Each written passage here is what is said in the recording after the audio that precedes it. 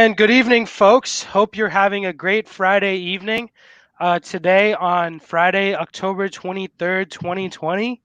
And we have a great, really exciting episode of No BS for you guys today. And filling in for Callan today is Shri. Along with me, I have my co-host Trevor Williams as well as Isaiah Leong. How are you guys doing today? I'm doing fantastic. I can't wait for some Big Ten football this weekend. So let's go, Buckeyes. Get that 1-0 start. Let's go. Absolutely. Let's go. I'm so excited. It's been all season. I've been waiting for this all off season. We thought this day may never happen, but looks like it's finally happening. Don't know how many games they're going to play this season, so look forward to the games that they do play. So really excited for tomorrow's matchup against Nebraska, and to watch some other Big Ten teams play today, starting actually with Wisconsin at Iowa. Isaiah, how are you doing? Are you as excited as Trevor and I for the Big Ten? I'm doing good, guys. I'm not as excited for the Big Ten because you guys know me. I am not an Ohio State fan. And in fact, I'm probably one of the biggest Ohio State haters out there. Like the Big Ten for me, it's just not my type of conference. I'm more of an SEC fan. So tomorrow, instead of tuning in for Ohio State and Nebraska, which you guys I'm pretty sure will be doing, I will be watching my guy, Brock Purdy, a.k.a. the GOAT, better than Trevor Lawrence, Justin Fields, and Trey Lance, tear it up against the Oklahoma State Cowboys tomorrow in Stillwater and lead the Cyclones to hopefully on the path to their first ever Big 12 title. I can't wait for that game. It's on Fox tomorrow at 9 a.m. my time. So I'm very excited for that game. I'm going to be tuning in to that game instead of Ohio State and Nebraska. Yeah, Isaiah, a man of bold takes at all times, and that Brock Purdy take among the boldest of them. But yeah, let's get into it. Actually, today we were going to start with the Big Ten, except we had a breaking news story just released this evening that Antonio Brown has signed a one-year deal with the Tampa Bay Buccaneers. So he's going to be headed over to Florida to go join his pal Tom Brady. We saw them, together last year for a brief time in New England. He only lasted one game, but in that one game, he played very well, and it seemed like they had a great connection between him and Brady. So I wanted to get your guys' thoughts on this signing. Trevor, what do you think of Antonio Brown to Buccaneers? Is it just the rich getting richer here? Is this the move that pushes them over the hump and has them really competing for an NFC and even a Super Bowl title? I'm going to have to agree with you on this, Shree. This is going to definitely push the Bucs over the edge. Having another deep route wide receiver is perfect for Mike Evans to run in the shallow route. And they also have Gronk, though. He's in a blocking role. He's easy to, slip out in the flats every now and then, pick up 3 or 4 yards. And that 3rd and 3 right there, hit to old reliable Gronk, keep that drive moving. So this is giving Tom Brady more options, being even deadlier in that division, and could probably, compete with Drew Brees on a different level now, since he now has Antonio Brown. Absolutely. And I think Antonio Brown, like you said, is a great player to complement the likes of Mike Evans, who we know is a deep ball receiver and a red zone threat. And, Chris Godwin's health hasn't been great. We've seen some players step up at times like Scotty Miller, and Gronk is really just starting to get back into the swing of things. But like you said, I think that Antonio Brown pairs very well with the rest of this Buccaneers team. Isaiah, I know you had some bold takes earlier about this being the Buccaneers Super Bowl to lose after this signing. Do you still maintain that? Do you think that, it's Super Bowl or bust for this year's Tampa Bay Buccaneers now that they signed Antonio Brown? Oh, yeah, for sure. They are the most talented team right now in the NFL. They have one of the best defenses in the NFL. You saw what that defense did last week to Aaron Rodgers and that Green Bay Packers offense. And then you have one of the best offenses in the NFL led by Tom Brady, the greatest of all time Plus, running back wise, they've got Ronald Jones, who's been running like a younger version of Marshawn Lynch. They've got Leonard Fournette out there who can complement him. They also, and now receiver wise, they've got Mike Evans, Chris Godwin. I know that Chris Godwin hasn't been fully healthy, but they've been in and out with injuries. But hey, the Buccaneers do not need Antonio Brown to be the Antonio Brown of old. They just need like 50 or 60% of the Antonio Brown of old, and that will make them an even better ball club than they are right now. So they are completely stacked. And don't even forget the tight end. Like, they've got Rob Gronkowski. I know that he hasn't really been as effective this year, but he is still a red zone threat. They've got Cameron Braid, who's very underrated at tight end. Their offensive line, which, me, Shri, and Steven, I believe, on our NFL preview show back in March when we were talking about free agency after Brady signed with the Bucs, we were saying, like, well, the offensive line was going to be a huge liability for them. And, that offensive line thus far has turned into one of the best offensive lines in football. They are only giving up 8 sacks thus far through the first 6 games of the season, which is very, very impressive. So this team, they have all the talent in the world. They have a very good coaching staff led by Bruce Arians, who I think is in the upper echelon when it comes to offensive head coaches in the game. They have defensive coordinator Todd Bowles, who's done a fabulous job with that defense. I believe he's going to get another head coaching shot, maybe either this offseason or next offseason. So the Buccaneers are loaded from top to bottom. They have no excuses to not win a Super Bowl this season. Yeah, and I kind of agree with you there. I don't know if I'd go as far as saying they have no excuses to not win the Super Bowl, but they're definitely in a great position with their offense and their defense, and even that running game that, as you said, with Ronald Jones and Leonard Fournette, everything has gone the Bucs' favor this year, and I think that they should be considered, significant threat to win the NFC and to even compete in the Super Bowl. And as Christy Wilson says, one of the main areas of caution could be Antonio Brown and his historical, antics, let's say. So she says Antonio Brown better not cause any problems for the Bucs. So Trevor, do you think that, Antonio Brown is going to be the Antonio Brown of old, or is he a changed man? Is he going to last in the NFL this time around? I can't say, because like 1 week he could be like the old Antonio Brown we all know what he's able to do, or we could get another clown. So I can't really, give a defining answer on what kind of Antonio Brown that we're going to see in week 9. Yeah, totally agreed. And we have Furman joining us today. How are you doing today, Furman?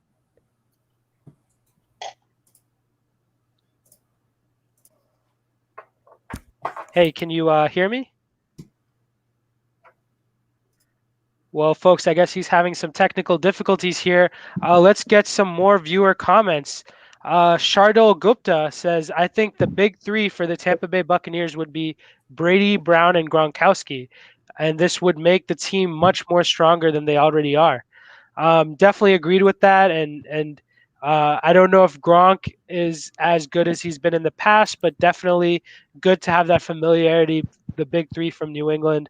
And it seems as though the Tampa Bay Buccaneers are just picking from the carcass of old New England teams. That's what I was thinking of, when they made this signing. They're taking all our threats, all our receiving threats, all our tight end threats. And as a New England Patriots fan, I would love to see that offense with Tom Brady.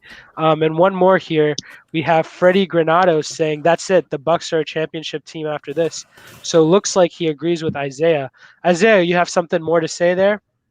Yeah, Shri, I know that during the pre-show meetings that we had, we went back and forth about the Buccaneers. Are they, if they don't win the Super Bowl this year, are they a major disappointment? I said yes, you said no. And I said, you brought up like Seattle, New Orleans, and a bunch of other teams that could get in the way of the Tampa Bay Buccaneers. I think right now, I think that Tampa Bay has to be better than Seattle, because if you look at it, they have Russell Wilson, they do have Tyler Lockett, they've got a great offense, but their defense right now is one of the worst defenses in the NFL. Their defense, I think, is behind the Dallas Cowboys, and that is terrible because the Cowboys, we know their issues this year defensively. So that's why I would put Tampa Bay ahead of Seattle, simply because I think Tampa's got the more complete team. They've got a great offense. They've got a great defense. They got a great coaching staff, great special teams. And also New Orleans, Drew Brees just hasn't been the same like he was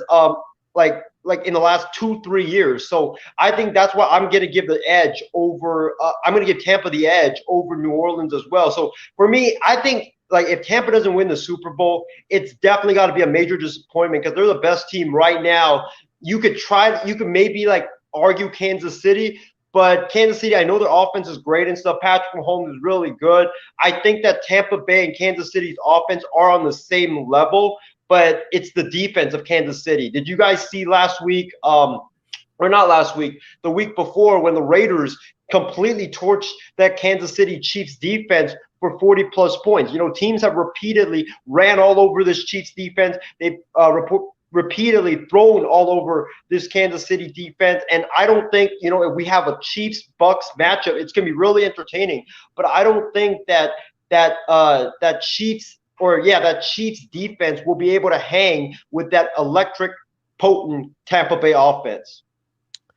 And definitely we've seen the Chiefs defense at times be liability this year. You know, they've had some great games, but some question maybe if they saw the strongest New England team, you know, if they played against the strongest Chargers team and such. So definitely agree with your point there about the Tampa Bay defense. But, you know, I wouldn't go as far as to say the Seattle defense is as bad as the Cowboys defense. I think Cowboys defense has shown time and again that, you know, they're pretty bad and they're probably the worst in the league. But let's go to Furman Lee. Furman, can you hear us? Are you able to join the show? Yes, I can. I am glad to finally be here. Sorry for being late. Oh, no worries. We're glad to have you on, and we'd love to hear your thoughts today about this Antonio Brown signing in the Tampa Bay Buccaneers this season. I just want to say that I think Isaiah was spot on about the Tampa Bay defense. They have the best defense in the NFL right now, and last week they clearly showed that they were the dominant team. Aaron Rodgers and the Packers offense had one of the best games coming into that one game against the Tampa Bay Buccaneers. They had their offense going, scoring 30-40 points every week until they faced the Bucs, and they completely collapsed under Aaron Rodgers. And you've seen the Tampa Bay pass rush. I'm a 49ers fan, so I have a lot to say about how pass rushes are, given that our team has a lot of talent. But Tampa Bay, on the other hand, right now, their pass rush is getting to the quarterback extremely fast. Jason Pierre-Paul, Shaq Barrett, and Ndamukong Suh, they were bullying Aaron Rodgers all day during that Sunday matchup.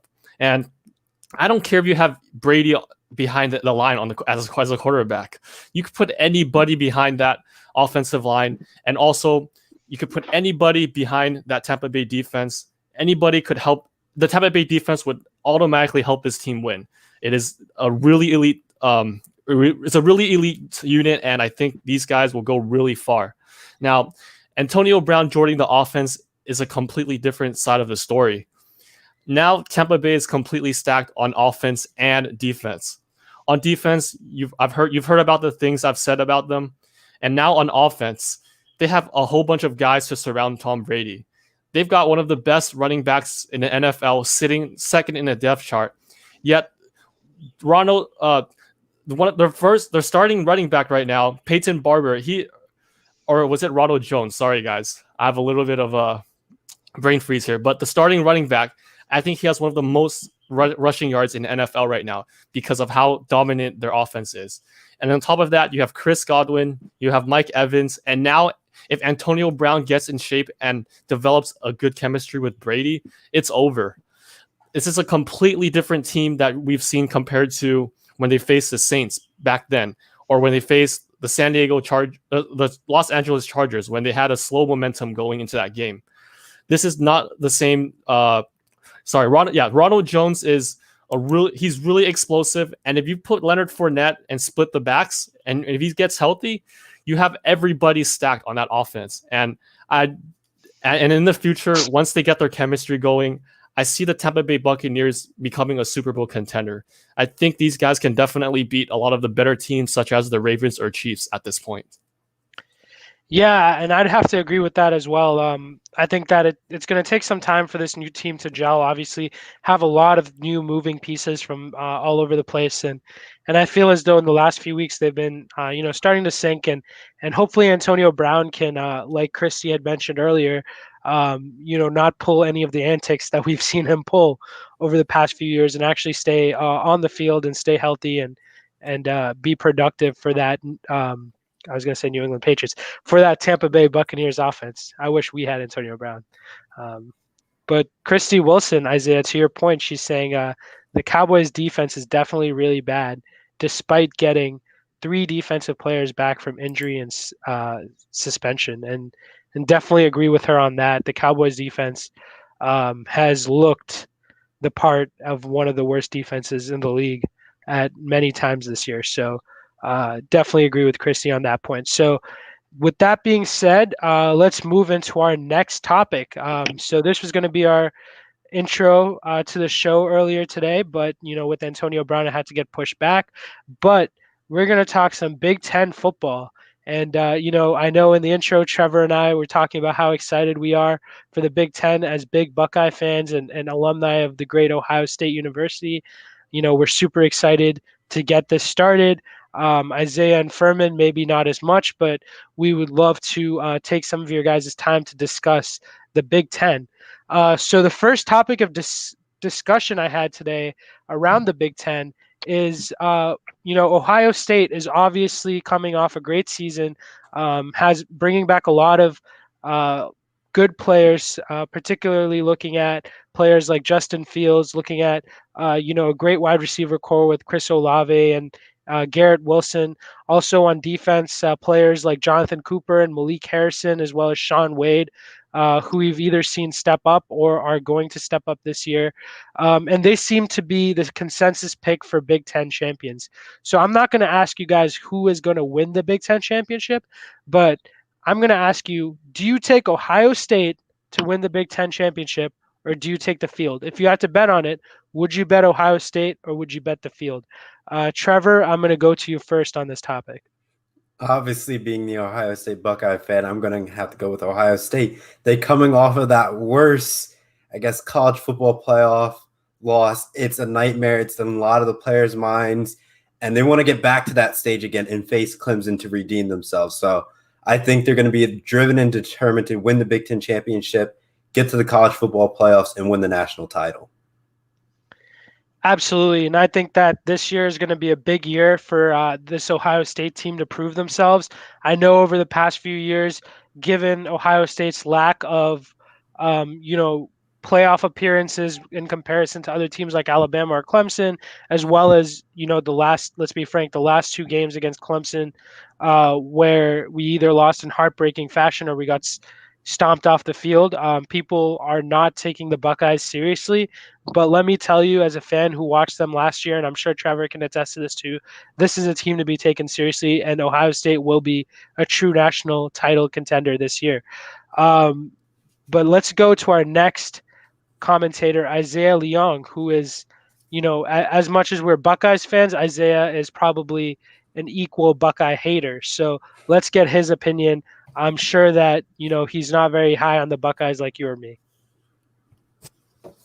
Well, when I look at the Big Ten, and this is going to be very, very hard for me to say. Someone might have to, give me a bottle of vodka because, I can't believe I'm going to say this, but I'm going to take Ohio State over the field to win the Big Ten, because right now I look at this like the 2018 Cleveland Cavaliers and the Eastern Conference. Ohio State is like the 2018 Eastern Conference. They've got one of the best players in all of college football in Justin Fields. They've got a very stacked offense. They've got a very potent a very stacked defense as well. They've got a great coach leading them in Ryan Day, and they're just playing in a very weak conference. The Big Ten is not really what it once was. Penn State, a team that I thought could legitimately challenge Ohio State. They lost their starting quarterback. They lost a bunch of starters on the offense as well.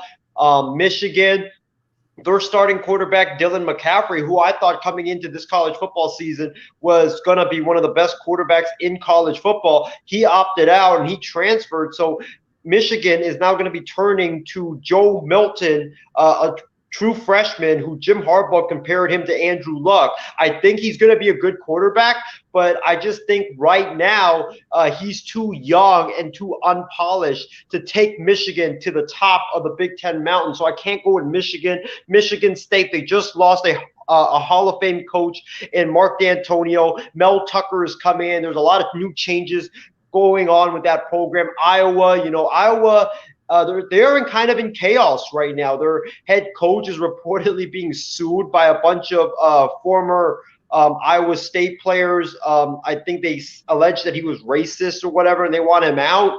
And plus, they lost Nate Stanley, their starting quarterback last season. So there's just a lot of new players coming in. Ohio State, they've got the stability, they've got the continuity, they've got the best offense in the Big Ten, they've got the best defense in the Big Ten, and it's not even close. So I got to roll with Ohio State over the field to win the Big Ten. That is definitely surprising to hear. I don't think me or Trevor ever expected to hear those words coming out of Isaiah's mouth. But looks like Christy Williams agrees with us, Trevor. She says, "Hi, guys. Go Buckeyes. Go Bucks." And thanks for joining us, Christy. And we have Shardel Gupta, who is excited about the San Jose State Spartans, and he thinks they'll have an amazing season in the Mountain West Conference this year. He's looking forward to the matchup against Air Force, which will be really excited for both teams, and they both have really good players who have a lot of talent. Yeah, and we can't forget about these other smaller conferences that are starting up as well. We're excited to see some Mountain West football. I know Isaiah's excited to see his Hawaii Rainbow Warriors finally in action. So I think you're on mute, Isaiah. But we're going to the playoffs this year. Yeah, maybe. But, we can't forget about Mountain West, and we got to give them some love as well. So I totally agreed with you there, Chardot. Furman, I want to get your thoughts about the Big Ten. Do you think it's Ohio State or the field for the Big Ten championship this year? Well, I'm not a huge fan of Ohio State, obviously. I always rep Michigan like Isaiah. But unfortunately, Michigan has never had a winning record against Ohio State. They've never won a single game against them, and it's always a disappointment. They've lost a lot of their starters, and also I think Ohio State is really stacked. Looking back at that playoff game against Clemson, I don't believe Justin Fields deserved to lose that one. He was really good during that game. They were up 16-0, and they had a lot of things going on defense as well. So I felt like they could have won that game and made it to the national championship game. And this is a team that is only going to get better. So for this year, I think Ohio State's going to definitely be a national championship team. And I almost guarantee that they're going to make it even further than just winning the Big Ten Conference, but also making it all the way to the national championship game. Looking at the other teams in the Big Ten, I don't really see any other teams at the same level as Ohio State.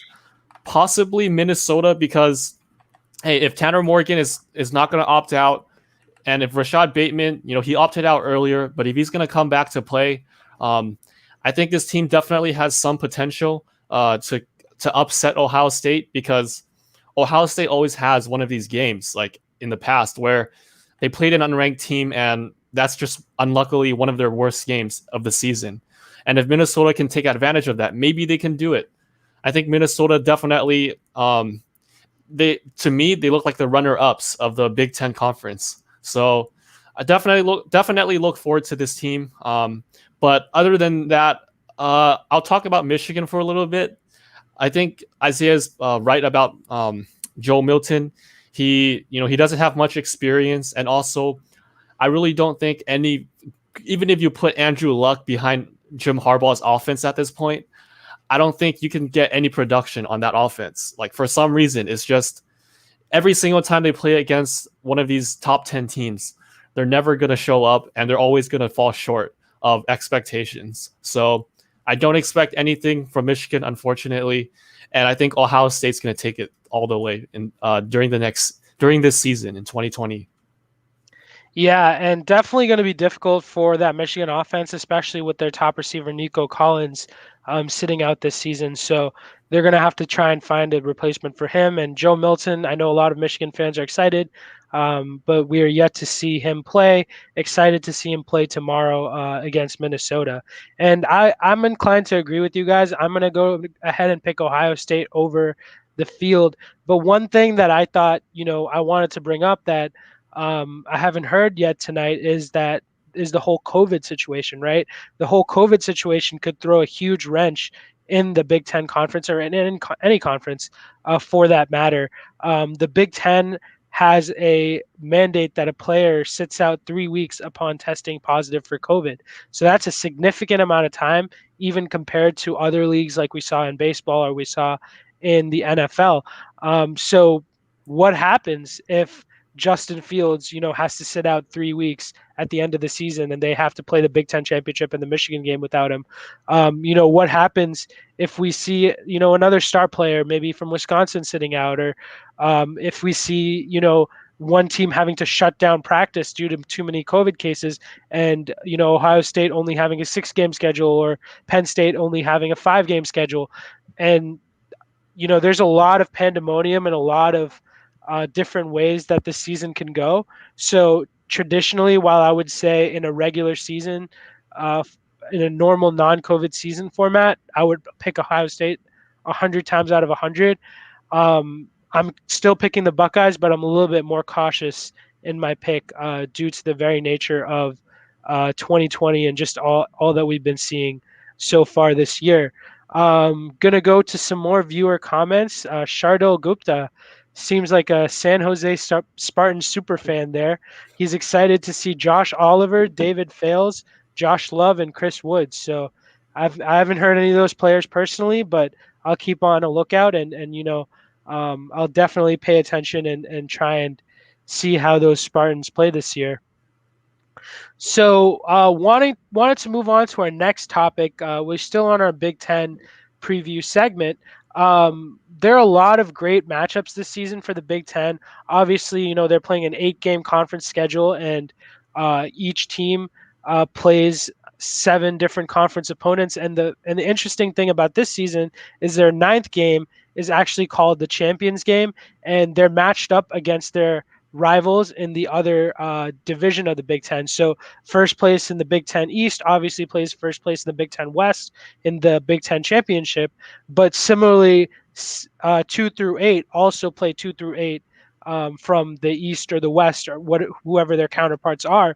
So based on this schedule that we've seen released, I want to understand what you guys think are the most intriguing matchups this year. I know we have a great matchup coming from Minneapolis this weekend, Michigan at Minnesota, and we have a great Week 2 matchup in Ohio State versus Penn State.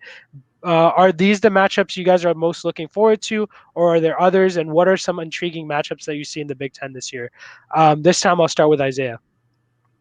All right. So some of the matchups that I'm looking forward to, well, the first one has got to be that Ohio State Penn State game on Halloween night. I'm telling y'all right now, there's going to be something spooky about that game that's going to happen. I know Penn State, it's not going to be your normal whiteout with like what, 90,000 fans in the stadium at Beaver Stadium, and rocking the white shirts and pom-poms and stuff like that. It's going to be stripped down a bit.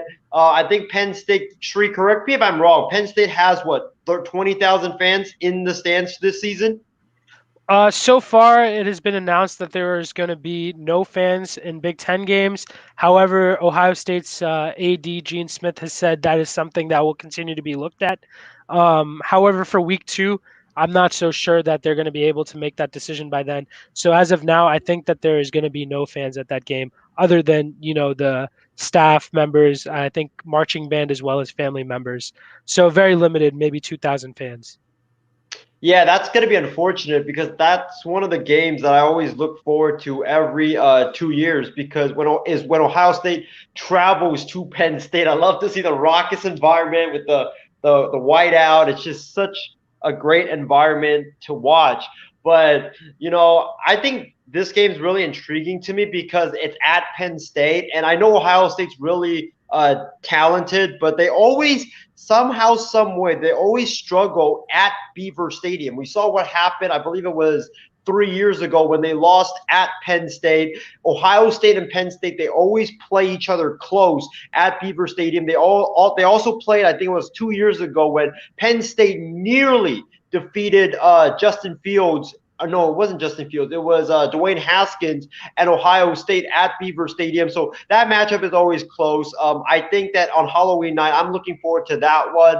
And another matchup I got to say is definitely got to be the Michigan-Ohio State game, because, you know, if Joe Milton plays as advertised and he's truly the next Andrew Luck that Jim Harbaugh compared him to, and if, you know, with like no fans this year at Columbus at Buckeye Stadium, it's not going to be as raucous of an environment that would rattle Michigan on a normal basis. So I think Michigan, believe it or not, could honestly go into Buckeye Stadium and win that game. I really do, because it's talent versus talent. There's not going to be any outside variables involved in that game. But that would only intrigue me if Joe Milton goes out and balls out like he's as advertised. And, you know, tomorrow's Minnesota-Michigan game really intrigues me too, because, you know, Joe Milton's first start in a hostile environment in Minnesota on the road. It's going to be cold. I want to see how he fares in that game. So those are the three matchups that really intrigue me for this upcoming season. Yeah, definitely three great matchups. I'm very excited for this Minnesota-Michigan game tomorrow. Really excited to see how Joe Milton plays. Really excited to see if Minnesota can capture some of that magic that we saw last year with Tanner Morgan and these great receivers, and if they could continue to win. Around Michigan, I'm not so sure. I think that unless something goes very wrong, I don't see Ohio State losing to Michigan. Hasn't happened for a while. This Michigan team has a lot of new pieces, has some key players, as I mentioned, Nico Collins and some others sitting out. So I don't see it happening, but, you know, crazier the stuff has happened in college football before. And with that being said, guys, please go and vote and comment on your thoughts around who's going to win the Big Ten. Is it going to be Ohio State or is it going to be somebody else? Please vote in our live Facebook poll. So next, I'm going to go to you, Trevor. So what are some of these matchups that you are most intrigued by in the Big Ten schedule? Obviously, Isaiah hit the nails on the head with the game, and I should say the game, the proper term for it, and then Ohio State, Penn State. But besides those, I'm going to have to go Iowa and Wisconsin. It's always a classic battle for the Big Ten West, and it's not going to fail to disappoint right before, you know, the final Big Ten champions weekend. So that's going to be interesting on how the Big Ten West unfolds. As we've seen, the Big Ten West, anybody can win it. They're all pretty evenly matched. So it's a coin flip probably between like 3 or 4 teams in that division. Also, another game I'm looking forward to is Penn State versus the team up north. I'm going to say Penn State can pull that out, but there's been weird things happen before where Penn State comes off of a hangover win and they just get blown out by the team up north. So they got Iowa, then they go to the team up north. So it's going to be a very tough, you know, they're going to battle Iowa, defensive battle from start to finish. They're going to pull out that nail biter and then they just maybe fall apart against the team up north. So that's what I'm looking forward to. And then like the team I'm looking forward to is Maryland, because they have Tua's younger brothers. So we got to see him develop and grow in the Big Ten. He starts off with Northwestern and goes into Minnesota. So you got 2 good games to warm up. Then he travels to Penn State. And then that's where he gets into high gear for his true test of the Big Ten. Can he live up to the height and the expectation? And right after that, he goes into Ohio State. And then after that, Michigan State. So he has a gauntlet to go through. If he does well in those games, even though if you may lose like 1 out of 3 or, you know, 2 out of 3, he's still learning and developing. So obviously he needs to put up good numbers in those games and just has to be a true contender in those games. Yeah, absolutely. And I think I completely agree with you. He has to put up big numbers for that team to win. And we're going to see if that happens this year. Also has Josh Jackson there, who's another 5-star recruit. So we're going to see how well they play. And Northwestern, speaking of, they have Peyton Ramsey, who I think we all saw on Indiana. So another transfer quarterback there. Seems to be transfer pandemonium here in the Big Ten, with a lot of moving pieces and definitely some great matchups there, Trevor. So Furman, I know you are a big Michigan fan. Which games are you looking forward to? Do they involve Michigan or maybe another team in the Big Ten? So Isaiah already covered it. Tomorrow, I expect a really good matchup between Michigan and Minnesota. I do believe Minnesota, they do have the edge in the Big Ten West because like I don't see a lot of competition in that division, to be honest. Compared to the East, where you have completely stacked teams, you always have Michigan, Ohio State, and Penn State being like these crazy contenders. And once upon a time, Michigan State, like it always varies. So I think the Big Ten East has a lot of great games, obviously. But in terms of the Big Ten, in terms of the West, I'm really looking forward to tomorrow from Michigan's matchup against Minnesota. It's going to be great. I think it's going to be very competitive. But at the same time, Ohio State is obviously, this team's completely stacked. So I expect these guys to be the biggest contenders of the entire, football season. And one of the biggest matchups I always look forward to is Penn State. That is the second matchup I always expect to be really competitive. Penn State and Ohio State in the past few years have a lot of crazy, these are really close matchups. And Penn State, they've beaten, I believe, in one of these years, they've beaten some of their guys, or beaten Ohio State like 39-38 in that really close matchup. I think it was with JT Barrett that one year. And then against Dwayne Haskins, that was also a really good matchup. These guys are always back and forth, and even though Justin Fields is a great quarterback, Sean Clifford is also on the other end. He's also very talented, and I believe Sean Clifford, this guy can really show up, and he's going to put such a great game, and it's going to be very competitive between these two teams. Yeah, that Ohio State Penn State has been a good game for the past, 3 or 4 seasons. Even last year where Ohio State, dominated every game, the closest they got was Penn State and then again the Big Ten championship that we saw against Wisconsin. And the MI6 Sports Network, I think this is Stephen Wang, but he comments that Michigan will get blown out by Wisconsin again. And that leads me into one of the games that I'm looking forward to the most is that Michigan-Wisconsin game. We saw last time, Michigan went into Wisconsin and got blown out, and that kind of set the tone for the rest of the season. Wisconsin has always been, the secondary team in the Big Ten to Ohio State and maybe Penn State as well, on that same level as Wisconsin. And Michigan, they've not seemed to have been able to take over that role as the second or third team in the Big Ten, because of Wisconsin and Penn State. So since you guys already mentioned, Penn State versus Michigan, I'm going to mention Michigan versus Wisconsin. I think that's a great matchup, and this time it's in Ann Arbor, so we can see how good Michigan really is. Their early schedule, obviously they open up at Minnesota, and that's a tough game, but then they have 2 relatively easier games in Michigan State and Indiana, and then they go right back into the swing of things and play Wisconsin. So that seems to be a great game, and it seems to be an early indicator halfway through the season of how good Michigan is really going to be this year. Are they going to be, a team that loses 4 games? Are they going to be a team that loses 2 games? Or are they going to be a team that could potentially hang in with Ohio State? We have no idea. Michigan looks a lot different than they've been in the past. So that's really a game that excites me. Another game that I'm really looking forward to is this weekend, but it's not the Michigan Minnesota game. It is actually Purdue versus Iowa. So Purdue, I think, is a contender this year. I think Purdue with David Bell and Rondale Moore have a great offense. We've always known Purdue to have some great linebackers and a good defensive line and have a pretty solid defense. So I think that Purdue, along with Northwestern, can make some noise in the Big Ten West and really be two dark horse candidates, and we'll get to that later. But I think that they could be two dark horse candidates to win the Big Ten West, along with obviously Wisconsin and Minnesota.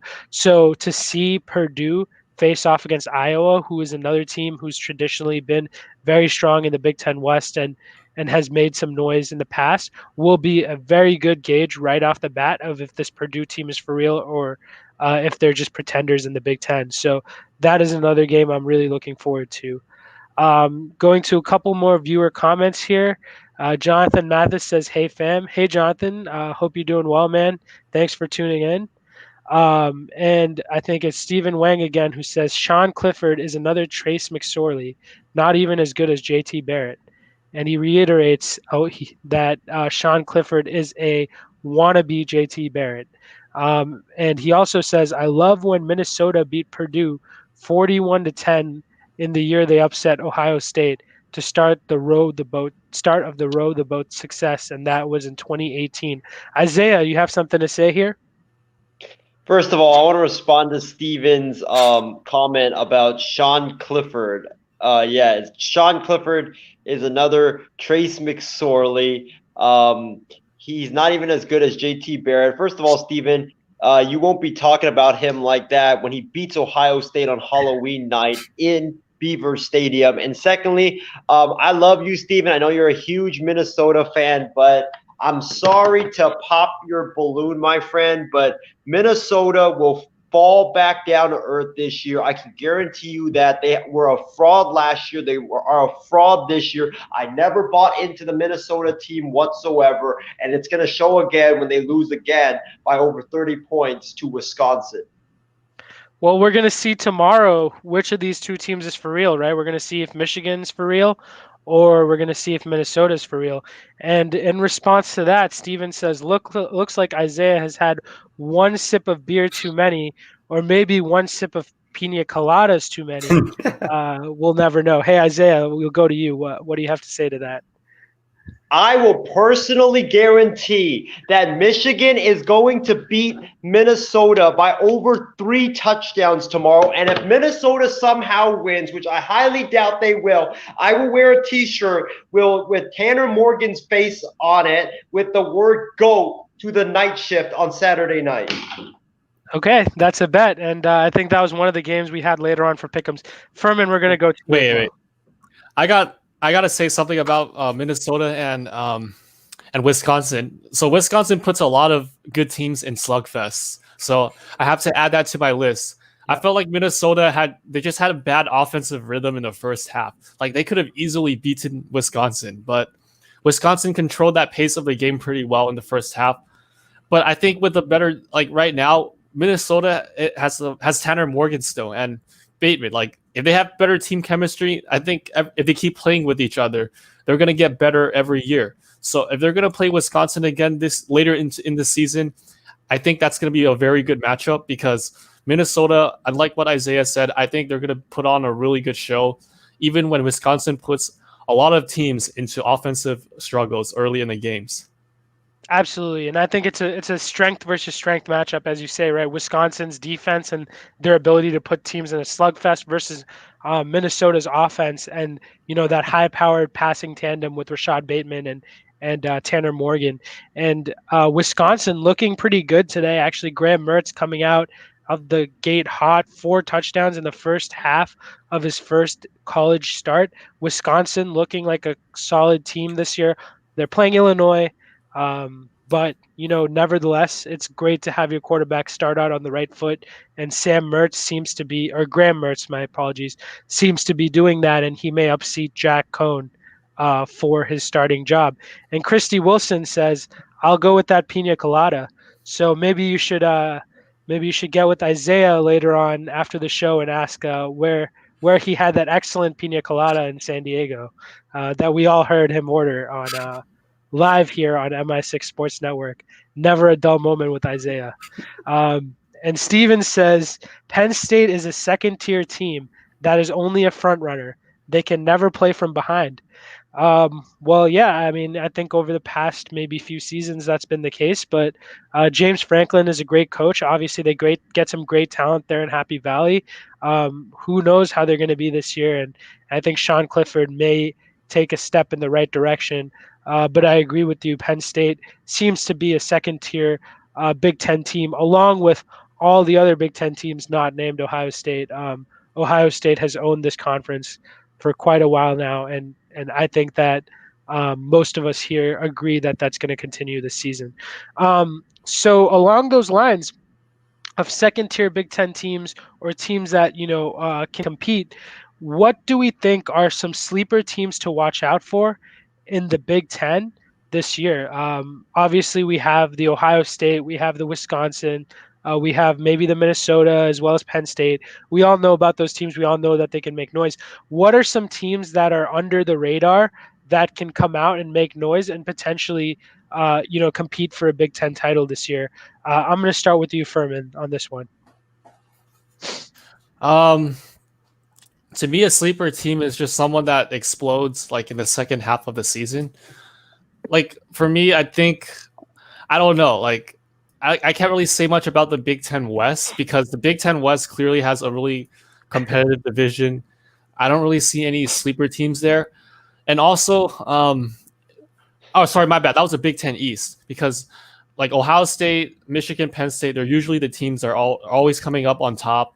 And I don't really see any other like teams that could possibly, outcompete them for that division, for that conference. But in the West, unless Minnesota has a bad season, I think Minnesota would be my sleeper team because you never know what would happen. They're playing Michigan in week 1, and a lot of people are expecting this to be extremely competitive. You don't know who's going to win that matchup. If just in case Minnesota does lose that matchup, they're still going to have a really, I think they're still going to win this division. They could be emerging from the second half of the season, in contrast to what happened last season when they went like 9-0. As for the rest of these teams in the West, I don't really see any other teams that could emerge. I only speak from the past, so potentially Iowa or Purdue could possibly be one of these sleeper teams. Northwestern, Northwestern, they were a good team for once, but I don't see this team having as much talent and competition compared to the entire Big Ten. All these other teams are elite, and I don't think Northwestern is going to emerge as a sleeper team, especially with the way like the East has been playing at this level. Yeah, definitely agree with you that it's going to be difficult for the Big Ten West to compete up to the par with these Eastern teams, right? Specifically, I'm looking at Ohio State and Penn State. Either of those teams has combined to win the title for, I don't know, as long as back as I can remember. And even before that, I think the last champion was Michigan State. So I don't even think a Big Ten West team has ever won, or a current Big Ten West team has ever won the Big Ten in the championship game era. I may be wrong on that, and correct me if I am. Sammy Sharp commenting about Isaiah's shirt. Why is Isaiah ruining that shirt? Why is he ruining it with falsehoods and false words? We have Henry G here. Thanks for tuning in, Henry. Is Harbaugh the most overrated college coach of all time? And I know Isaiah's not going to be happy with that, but some longtime Michigan fans may have a different answer than Isaiah. Christy Wilson says she thinks that Nebraska is her sleeper pick, and definitely Nebraska has potential to come out and make some noise this year. But with that schedule, with that early season schedule for Nebraska, having Ohio State backed up with Wisconsin, then Northwestern, then Penn State, that is going to be a very tough schedule. And even if they get one win during that time frame, that's a great thing for the program. And I think it's really going to be tough for them to bounce back. But who knows, with the season and with COVID, who knows what could happen in those matchups. And Sammy Sharp, a lot of comments on these sleeper teams. He said, don't sleep on Pat Fitzgerald, Furman. Northwestern may not have the talent, but the coaching and stability goes a long way. And I definitely agree with him. Last year I thought that they were a competent quarterback away from being a decent team, maybe not a great team, but a decent team. And I think Patrick Ramsey could be the answer to that this year. I think that, he can really have this Northwestern team take that next step into being a true contender. And I was right. The Big Ten West hasn't won. Big Ten leaders versus legends was the most competitive, and Wisconsin almost beat Penn State one year, but they came up just short. And I'm sorry, El Sivacek. I don't know if I'm pronouncing your name right, but apologies for that. He says Wisconsin LOL. I don't know what that means. Is Wisconsin your sleeper pick, or are you laughing at Wisconsin? It's a little ambiguous. Let us know. Let us know what this comment means, I guess. But with that being said, I'm going to go over to Isaiah. Isaiah, who are some sleeper teams in the Big Ten that you could see making some real noise this season? Listen, I know they have a very, very tough schedule, but give me the Cornhuskers of Nebraska. The reason being is that Scott Frost is an outstanding offensive mind.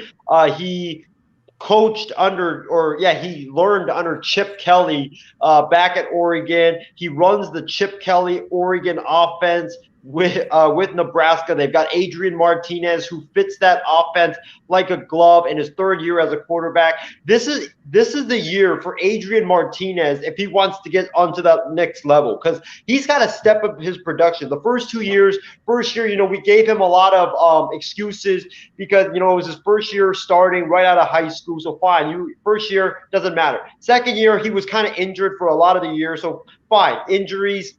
Great. Second year doesn't matter. This is a year. There's no more excuses for this guy. You have to show us why you were that 5-star, highly touted recruit when you were coming out of high school. Because if he can go out there and show why he was a 5-star, highly touted recruit coming out of high school and fall out for Nebraska, this Cornhuskers offense is going to be very, very tough to stop. And Scott Frost, he's got his recruits now. He got his guys in place in Nebraska. So it's time for them to take the next step forward and actually contend for maybe a bowl game this season for the Cornhuskers. Definitely agreed. And for the first few seasons, Scott Frost and Nebraska have gotten off to very poor starts. So I think this year has to be the year where they reverse the trend. Obviously, very difficult to do so against the schedule that, we went over before. And if anybody is going to keep Nebraska in that conversation, it's going to be Adrian Martinez. And he has to really step up and prove, like you said, why he was such a heralded recruit coming out of high school. And Scott Frost is obviously a great coach and garners a lot of respect. He's the only Big Ten coach currently that's coached a national champion in UCF. And shout out to Ryan Schneider and the UCF fans and the true national champions from back in 2018, I think it was. And Sammy Sharp commenting, Scott Frost is still years away, to be honest, from being an actual contender and not a pretender, in my opinion. Agreed. Nebraska. Everybody says that this is the year, and so far it's not been their year. So I'm not going to believe it till I see it. Just like I'm not going to believe that Michigan's going to beat Ohio State till I see that. But we can definitely, definitely would agree with you on that statement. But I don't know how many years he still has to prove himself. If he's still years away, is Nebraska going to stick with him through all that losing? And Nebraska, obviously a storied college football program who's trying to get back into the thick of things and trying to get back into being a contender. Are they going to put up with Scott Frost for another several years before he turns them around? That's what we have to look into. Isaiah, do you have a quick comment to make? Yeah, I want to respond to Sammy Sharp's point. Sammy, I'm not saying that Nebraska is I'm not saying Nebraska is a sleeper in terms of winning the Big Ten. I'm just saying, I think Nebraska has an opportunity this season to finally take that next step and contend for a spot in the bowl games. Yeah, and I think that's what is that still a 6-win season? I'm not sure if that's still a 6-win season. That'll be difficult, but any team can make the bowl game at this year. They completely scrapped the rule of needing like 6 or 7 wins. So Gotcha. you could have a team that maybe wins one game this season, make a bowl game. Hey, I don't even know how the top 25 works anymore, so you could be right. I'm not going to say they're going to put a 1-win team out there, but if they've loosened the standards, then this may be the year for Nebraska, especially going down that stretch after their initial stretch of schedule where they have, Illinois, Iowa, who is losing a lot of players and has some controversy around their program. A tough team, I think, in Purdue and a tough team in Minnesota. I kind of feel bad for the Nebraska team. Their schedule gets a little bit easier, but still playing that Purdue, Minnesota, Ohio State, Penn State, Wisconsin, that is a tough schedule. And it's going to be very tough for the Nebraska Cornhuskers to actually win several games in that schedule. And I think it's got to be somewhat of a revenge factor. I know Nebraska kind of went and take a stand against the Big Ten to say we want to play football. They all took them to court, didn't immediately deny rumors that they could potentially leave the Big Ten. I think there's something there. I don't know. Maybe I'm into conspiracy theories here, but I think that maybe this is the Big Ten just showing a big middle finger to Nebraska for their conduct this offseason and their vocal nature for holding the Big Ten accountable and actually getting them to kick off and play football. Trevor, last but not least, I'm going to go to you here. What are your thoughts on some sleeper teams in the Big Ten who could make some real noise this season? Some real noise. I feel like if Maryland has a Cinderella season and upsets all the teams that they have on the schedule, it's a resume that could actually get you to the college football playoffs and be like a number 2 seed, depending on how they decide to rank you. Because think about it, they have a potential to play at least 3 ranked teams within the top 10 at some point in the season. So if they're able to win those games, then they're technically a sleeper turning into a Cinderella story and just upsetting all those teams in the East. And then having another climatic, Big Ten championship game against like a number 6 Wisconsin. And that would just, springboard you into the college football playoffs compared to all the mayhem that's happening around the different conferences. So that's kind of my sleeper. It's not going to happen, but it's like a nice hypothetical scenario that could, potentially happen with this weird season that we could have. Also, my favorite one that's most likely the best sleeper out of them all is either Purdue or Northwestern. Their schedule's not too bad because they both play obviously Iowa and Wisconsin, but they at least win one of those games that puts them in a better position to get to the Big Ten championship game. So in reality, they just have to win everything else and just have to win one of those games, and that puts them in the best spot to get in the help. Absolutely agreed, Trevor, with you. I'm going to pick in my 2 teams are Northwestern and Purdue as well. Northwestern, obviously, like you said, they have some tough opponents in the Big Ten West. They have to play everybody in the Big Ten West, but their crossover games for the Big Ten East this season, Michigan State and Maryland. And I think Michigan State is not a very good team. And Maryland, despite, some of the flashy names that we may see on their roster, I don't think that they're really going to make noise in week 1 when they play Northwestern. And Purdue, their crossover games are Rutgers as well as Indiana. And Indiana is not a bad team, but Rutgers obviously is at the bottom of the Big Ten, and I think that those 2 teams could potentially make noise. All they need is like maybe one big win against Wisconsin or one big win against Minnesota, and with one loss and taking care of business against all those other teams, that's all those teams need to make it to the Big Ten championship. I'm not saying they're going to make it to the college football playoff, or I'm not going to say they have the best resume in the country, but all it takes is that one win. And we're going to go back to some user comments here. And Sammy Sharp, he's surprised that no one chose Minnesota and no one chose row the boat. Sammy, I'm going to respond to that. I think that a lot of us do think Minnesota is going to be a contender, but they're not necessarily a dark horse.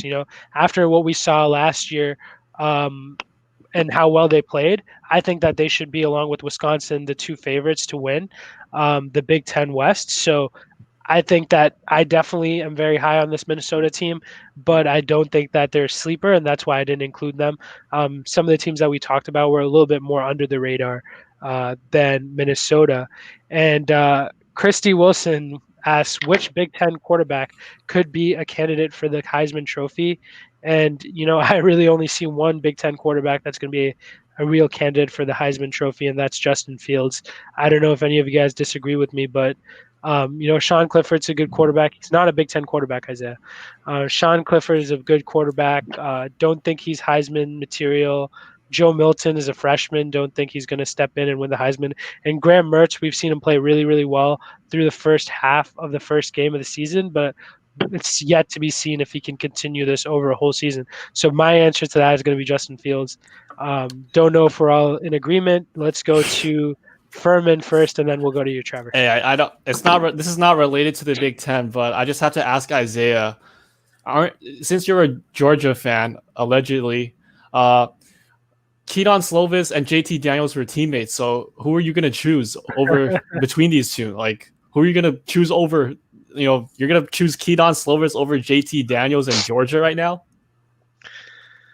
Well, JT Daniels hasn't played, so I can't really assess him right now because he's been on the bench just sitting there holding a clipboard for Stenson Bennett. So I can't really judge JT Daniels with Keaton Slovis.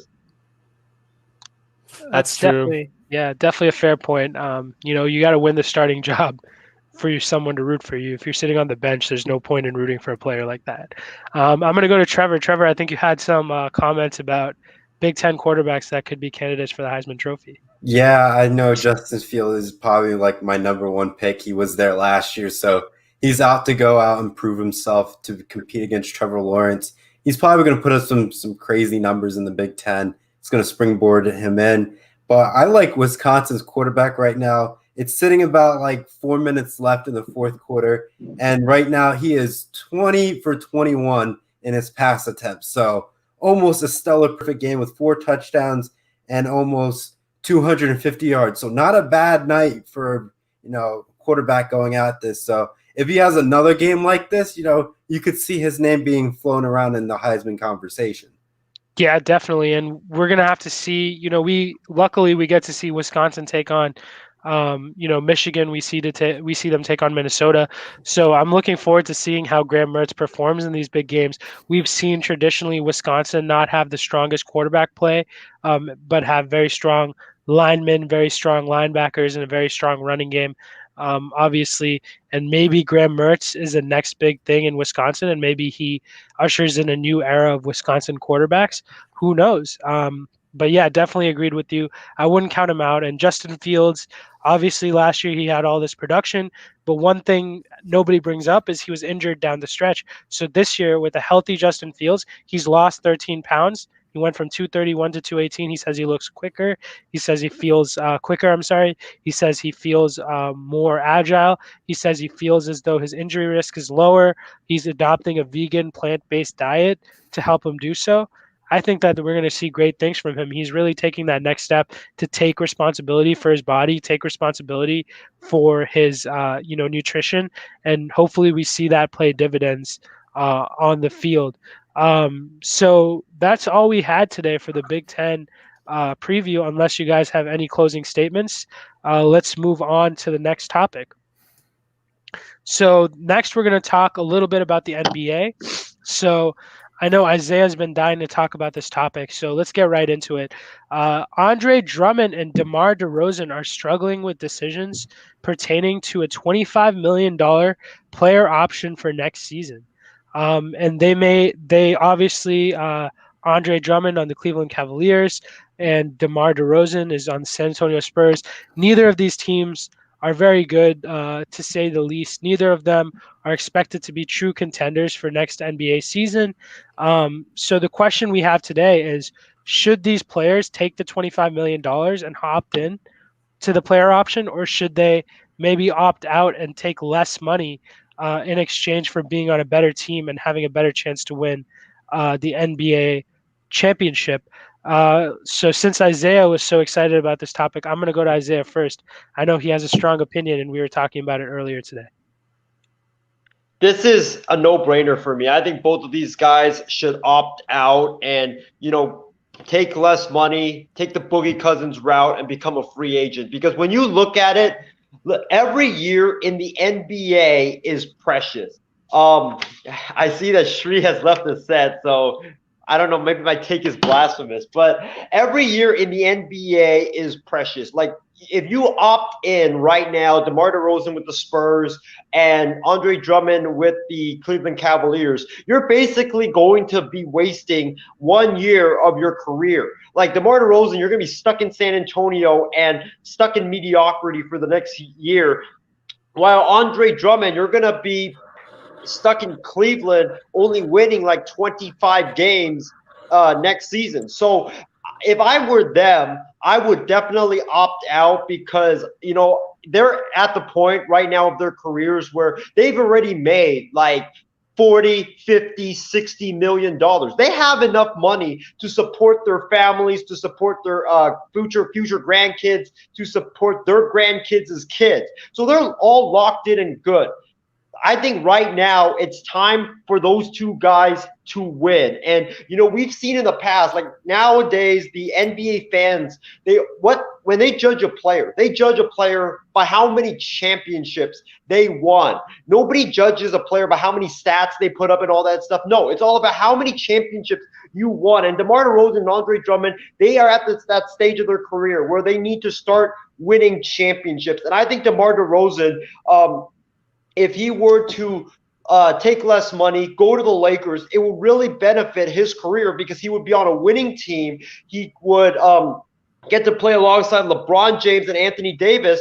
Plus, he doesn't have to do that much to help the Lakers win a championship. The Lakers don't need DeMar DeRozan to revert back to the DeMar DeRozan that we saw in Toronto. We just need DeMar DeRozan to give us like 18 points a night, and we'll be good because he'll just be there to take some of the load off of LeBron James and Anthony Davis, and also Andre Drummond too. Andre Drummond, you give us 18 points, 10 rebounds a night, and you're good, and you'll be able to win a ring instead of just sitting there either in mediocrity or sitting there losing every night. So I really do think they should opt out and take less money and join a winning organization. I really wish that a lot of NBA players did that. I'm a different cat. I'm a guy that prioritizes winning over money. I know I can't speak for everybody else in this world, but Devin Booker, for example, signed that massive extension with the Phoenix Suns a couple of years ago, and literally a year into the extension, the guy was complaining that the team kept losing and the team wasn't putting pieces around him. And I was thinking in my mind, why are you complaining? You're the one that put yourself in this predicament. You could have easily taken the 1 year qualifying offer that the Phoenix Suns were going to offer you in restricted free agency. Take that, and then you can become an unrestricted free agent and sign with a winning organization when you reach unrestricted free agency. And I know a lot of people are going to be like, oh, but Booker wanted to get paid. You guys really don't think that a winning organization would pay Devin Booker the max contract to come and play for them and to come and win for them? I just think that's ludicrous. So all these players that are complaining, like a Bradley Beal or John Wall and others that are just complaining about, oh, the team aren't putting pieces around me to win. They're not trying hard to win. You're the one that put yourself in this predicament. So please don't whine to me about how, oh yeah, the team's not helping me. It's your fault. You could have easily chosen free agency. You could have easily chosen what winning organization you could instead of locking yourself up for the next 3 years with the Washington Wizards.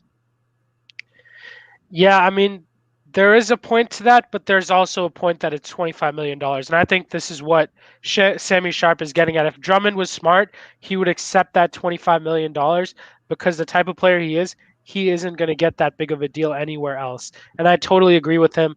It's easy to say, I'll turn down a $25 million contract to win some rings. That's something that's easy for you or me to sit here and say, right? I don't think it's as easy when you're having that contract in front of you and you can sign on the dotted line and be guaranteed $25 million. Now, I think in sports, we kind of lose track, especially with some of these contracts we've seen, we kind of lose track of how much money this really is. Passing up on $25 million, even if you have made millions and millions and millions of dollars in your career, is not an easy move. And I don't know that it's easy to say, yeah, you know what, you should just say no thank you and walk and get a lower deal elsewhere. $25 million is a lot of money to walk away from. I don't know if you feel the same way, Furman. What do you think about this? Do you think that these players should take the contract or player options and stay, or look elsewhere to maybe win some more games rather than make as much money? So I'll just speak into both sides' perspectives of the deal. So I'm going to start with Andre Drummond. I think Andre Drummond, I feel like he's overrated. I don't know what you guys think, but I think he's overrated.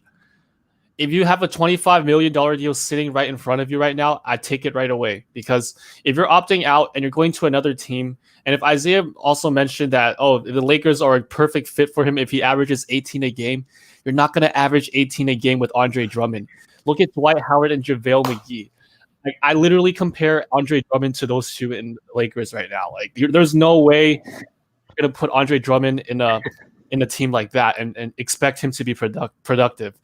So he's definitely not worth $25 million in my opinion, which leads to the other perspective. If I'm the Cavs right now, I would not even offer him a $25 million contract. I don't know why, I don't know what it is, but at this point, I don't see Andre Drummond as a superstar or even an all-star. Like, I know he's putting up big numbers, but I feel like that's his ceiling. Like, there are a lot of different types of versatile, centers, stretch fives that you could easily pursue. And you've seen a lot of these old traditional centers fall out. And Dwight Howard is probably the biggest example. You can't rely on bigs to just only get rebounds or simply just get the ball back, get putbacks, and bring them to the line. You got to have bigs that could do a lot more than just rebounds. You got to pass, you got to shoot. So if you're Cleveland right now, you've been a pretty bad organization without LeBron. And yeah, I agree with what Martin said here. He is the best center in the 80s. You're right. But it's right not now, the 80s anymore, right? It's 2020. Right now, if you're the Cavs, exactly. Andre Drummond, I would want him to stay with this team, but I would not offer him $25 million. That is definitely, worth the salary of an all-star or someone of a higher potential or ceiling. But I would speak into perspective of Andre for a little bit more. I think Cleveland Cavaliers, they still have Kevin Love. If this guy doesn't, if he gets better from his injuries and he doesn't keep getting hurt, Kevin Love gives you big numbers. He's definitely that guy. You also have one of the hardest workers. Like, I call him the mini Jimmy Butler because you could tell by the way he performs and plays. Colin Sexton, this guy tries really hard out there and does his best. I think this guy is literally the next De'Aaron Fox, but he's even better than him. I think Colin Sexton, with his offense and defense, you could tell this guy wants to win with the Cavs. And if you have this type of mentality of a player on your team, I think you're looking forward to a really great future. So definitely, if I'm Andre Drummond, I would stay in Cleveland, and hopefully they can rebuild to become a better team.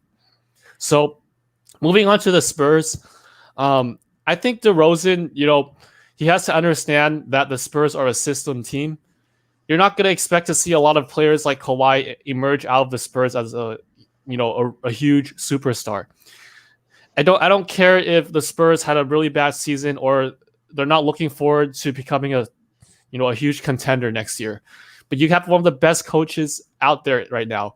Greg Popovich led the Spurs to like 20 straight years, making it into the playoffs, winning multiple championship rings, and you can't just speak for one bad season. A lot of teams or coaches are going to have that.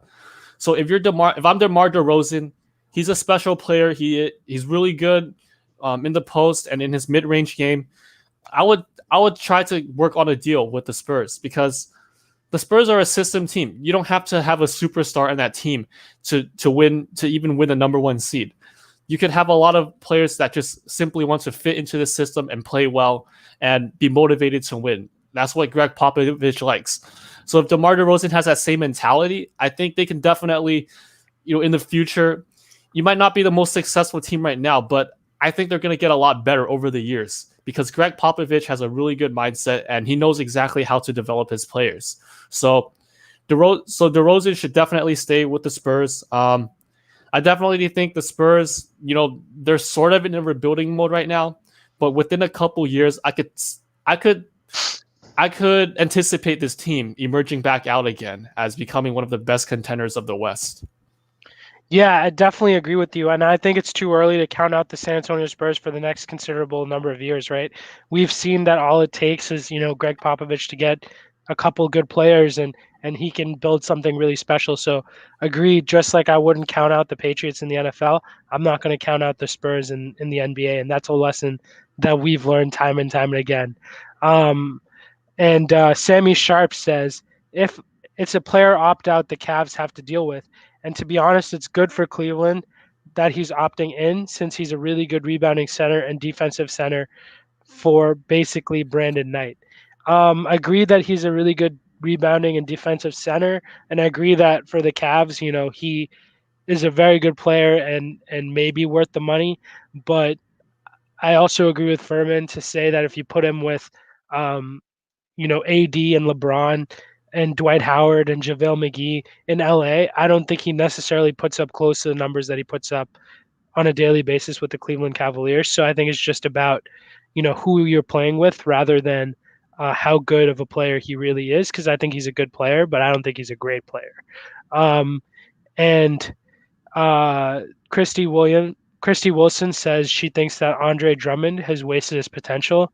Agreed. He's been playing on some really bad teams, but the guy's balled out. Let's give him credit where credit is due. He's a great rebounder. He's a great defender. He puts up really good numbers on a nightly basis, but agreed that his potential is somewhat wasted in Detroit and now in Cleveland. And Christy Wilson wants to know which teams could Drummond and DeRozan sign with. We know Isaiah thinks that they would be great targets for the Lakers. Trevor, what do you think? Do you think that DeRozan and Drummond should opt into their player contracts, or if they opt out, like where else do you think that they could go, and where do you think would be a good fit for them? I personally, it's kind of hard to say because right now they're about 8 to 10 years into their NBA career from when they were respectively drafted into the league. So most of the time when you're 8 to 10 years in, you're technically almost in your prime state of your NBA career, depending on some superstars. Obviously, LeBron James is an exception to the rule and all that sense. But that 10-year window is like saying, all right, I'm looking for that championship. I did all this good stuff in my career. Now let me go and try to win a ring while I'm still in my most fit and healthy state. So I think I would sort of opt out if I'm seeking the ring, since if I may only have potentially maybe 3 more years in my prime state before I start deteriorating and just becoming a role player and coming off the bench again.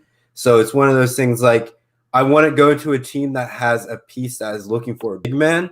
So I would say potentially Houston, good defensive rebounds, dishing it back out to, James Harden, so you can launch up a 3. So something like that to, you can be a contributor and you can become a good role player for an elite team that could be a championship contender.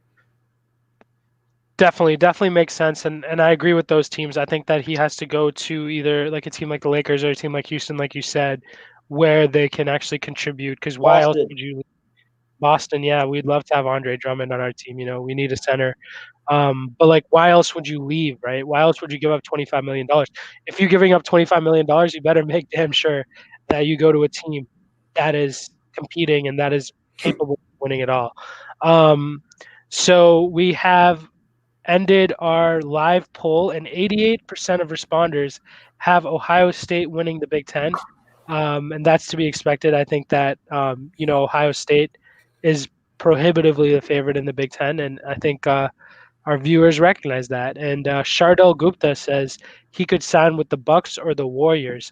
Definitely an intriguing spot for them. I think the Warriors could use Drummond. Bucks, I don't know. They have to keep Giannis and they have to keep him happy by signing some players. I don't know if DeRozan and Drummond put them over the top, but I think that they could definitely be good additions, in their quest to not have Giannis leave after this offseason. So with that being said, let's move into our next topic. We are actually going to talk about the UFC fight. I think it is tomorrow, right, Furman? It's tomorrow? Yeah. Yeah, the UFC fight night tomorrow. And we're going to talk about this great matchup between Khabib and Gaethje. And who do you guys think wins? I'm going to go to Furman first as the resident UFC expert on the panel here. I'm nowhere near an expert, but I do watch a lot of UFC fights, so I'm a big fan. I really do. I just want to get into the backgrounds. So Khabib versus Justin Gaethje is a really good matchup tomorrow, and I encourage a lot of you, a lot of you sports fans to watch that. It's going to be a great fight. So what got me into the UFC in the first place is watching Conor McGregor fight. All right, like I watched him, beat up Chad Mendes after all that trash talk, and then taking that lightweight belt from Jose Aldo in like 16 seconds. So he has a lot to say, but I'll tell you what, I'm a huge fan of McGregor, but he did go down in 2018 against one of the best wrestlers you've seen in MMA, and that is Khabib Nurmagomedov. Khabib literally wrestles his way out and mauls people on the ground. He just grounds and pounds you, and you can't do anything. You have little room to react or respond, and you just get tired after like 5 rounds. So that's why Khabib's the lightweight champion right now. He is very hard for everybody, to match up against, no matter how good you are at punching or how good you are at wrestling. So Khabib is 28-0, and I think he has the edge over Justin Gaethje. Khabib, I've seen it. We've seen in his previous matchups against like Conor. Conor, he's known as this one punch knockout guy with his big left arm, but you've seen his main flaw, and it's that he cannot go on the ground and wrestle. And Khabib just took advantage of that. If you can't compete with Khabib on the ground, he's just gonna maul you and just throw you everywhere. Your punches aren't gonna matter. Your kicks aren't gonna matter because you're gonna get tired, and that's what leads Khabib to all these victories.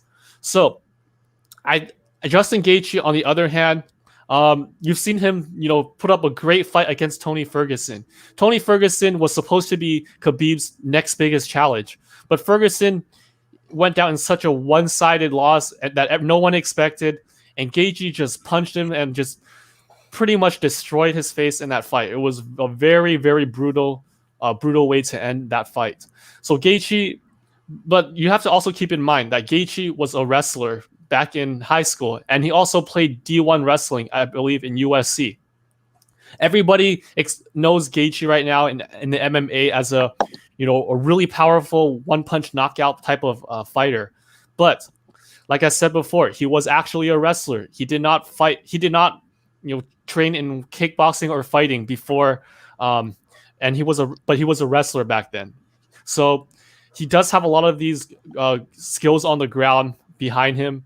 And he did say in the past that he doesn't use wrestling as much because he believes that by punching and knocking people out fast, that brings more people to the fight. That brings more attention. That's why Conor has so many fans. He wants to be like that. He wants to be that guy to be known as the person that would knock you out really fast. But at the same time, he also said that he hates wrestling because it drains him out. And if you're constantly going to clinch and grab your opponent for a really long time and grapple, your body's going to wear out and you have to save your energy. And if he wants to be that guy to still have that knockout power in the later rounds, if you're going to go against Khabib and he's going to try to bully you all day on the ground, you really have to conserve your energy. So regardless of your wrestling experience, Gaethje's right. He doesn't like wrestling because he gets tired easily, but this is the fight where you really have to prove yourself and you have to train your stamina, and that's how you're going to have to win this fight if you're Gaethje. And Gaethje is also known as a guy, he's been knocked out before. So like he's known to be careless in the later rounds, and he would, he had these advantages in these previous fights. He was up big in the first 3 rounds, and all of a sudden in the 4th round, he either got too tired or just got too careless, and then he got knocked out by Eddie Alvarez and Dustin Poirier. Those were his only 2 losses in the UFC, and that was the reason why I believe Khabib is gonna win this one, because Khabib is gonna make you tired. If Justin Gaethje in the past said that he easily gets tired from wrestling, it doesn't matter if you have wrestling experience. Khabib, he wants to make you tired. He's gonna make that happen. And because you said you have stamina issues, if you're Justin Gaethje, Khabib's gonna try to expose you by doing just that. He's gonna ruin your stamina, and he's gonna try to maul you down in the later rounds and get that submission to end the fight. Absolutely, and I definitely can understand that. I don't watch a ton of UFC, but understand that like wrestling is a very intense sport. It takes a lot of stamina, and the fact that both these guys are wrestlers, maybe it helps them out, but then again, it tires each of them out. So I think it's really going to be who makes fewer mistakes in those late rounds, as you said. Gaethje has a reputation for making those mistakes and kind of being a little bit more careless. Khabib doesn't. Can Gaethje keep his composure and keep that that mindset locked in for the entire time, or is he going to get tired out by Khabib's fighting style and kind of get knocked out in the later rounds? It should be really interesting to see. Isaiah, we're going to go to you next. What are your thoughts? Do you agree with Furman on his analysis, and who do you expect to win this fight? I really think that Khabib's going to win this fight, and I think this fight is going to be similar to the Khabib-Conor McGregor fight, where Khabib just wore Conor McGregor down and just submitted him. I believe it was in the 3rd round. I just think that Gaethje, he's going to try to go for the knockout early in the fight, and then he's just going to wear himself out. And then Khabib, his fighting style, his wrestling, he's just going to slowly wear down Gaethje even more on the ground. And I just don't think that Gaethje will be able to survive that. I'm going to go with Khabib Nurmagomedov to go 29-0 and defeat Justin Gaethje, I will say, in the 4th round of tomorrow's fight. But Trevor, how about you, man? Let's go to you for your prediction on this big fight between Khabib Nurmagomedov and Justin Gaethje. Who you got? I will say the streak will live on, but like you guys said, wrestling takes a lot of energy from you. You have to have the endurance to go the distance. I think that's a nice saying, endurance to go the distance. So I should probably put that on a t-shirt and sell it on the MI6 network. But I think, like I said, it's going to be a slugfest. It's going to be a lot of time on the ground trying to get the better position in the wrestling tactic. And maybe going for that submission is going to go, I guess, in those earlier rounds, trying to lock it in to make sure you don't drag this fight out, since, having that endurance to last majority of those rounds. So trying to get that quick submission in the match as fast as possible. But that's going to drain that energy from you. But I think, keeping that streak alive is going to be his main focus in this fight. Yeah, I definitely agree. And like I said, not a big UFC guy, but definitely think it should be an intriguing fight. And I'm going to try and tune in. I don't know about you guys. I think it's a great opportunity to maybe be introduced to the sport and see, how much I like it and to see if it's as exciting as a lot of people I know make it out to be. So really interested in that fight. And Furman, know you're looking forward to it. Might join you and talk about it after the fight tomorrow. So I mean, there's been a lot of great fights. In August, you had the trilogy between Daniel Cormier and Stipe Miocic. That was a big event. Looking forward to it. And then just last month in September, you had Israel Adesanya, the style vendor, kick with a kickboxing experience, and he easily knocked out the trash-talking Paulo Costa. So this is an even bigger fight than the other two, which were already big fights. So this is very exciting. I can't wait to sit down and watch and see who wins. Yeah, exactly. Isaiah, you have another comment to make? You guys forgot the one big fight that I think everybody in America and everybody around the world is looking forward to. Hopefully gets finalized soon. But how about Conor McGregor against Manny Pacquiao, man? Like, I'm putting my money on Conor McGregor. I think he will knock out the 42-year-old Pacquiao. That is going to be a great fight regardless of, the age or the state of these of these guys, just the name McGregor and Pacquiao, that's got to be interesting to see.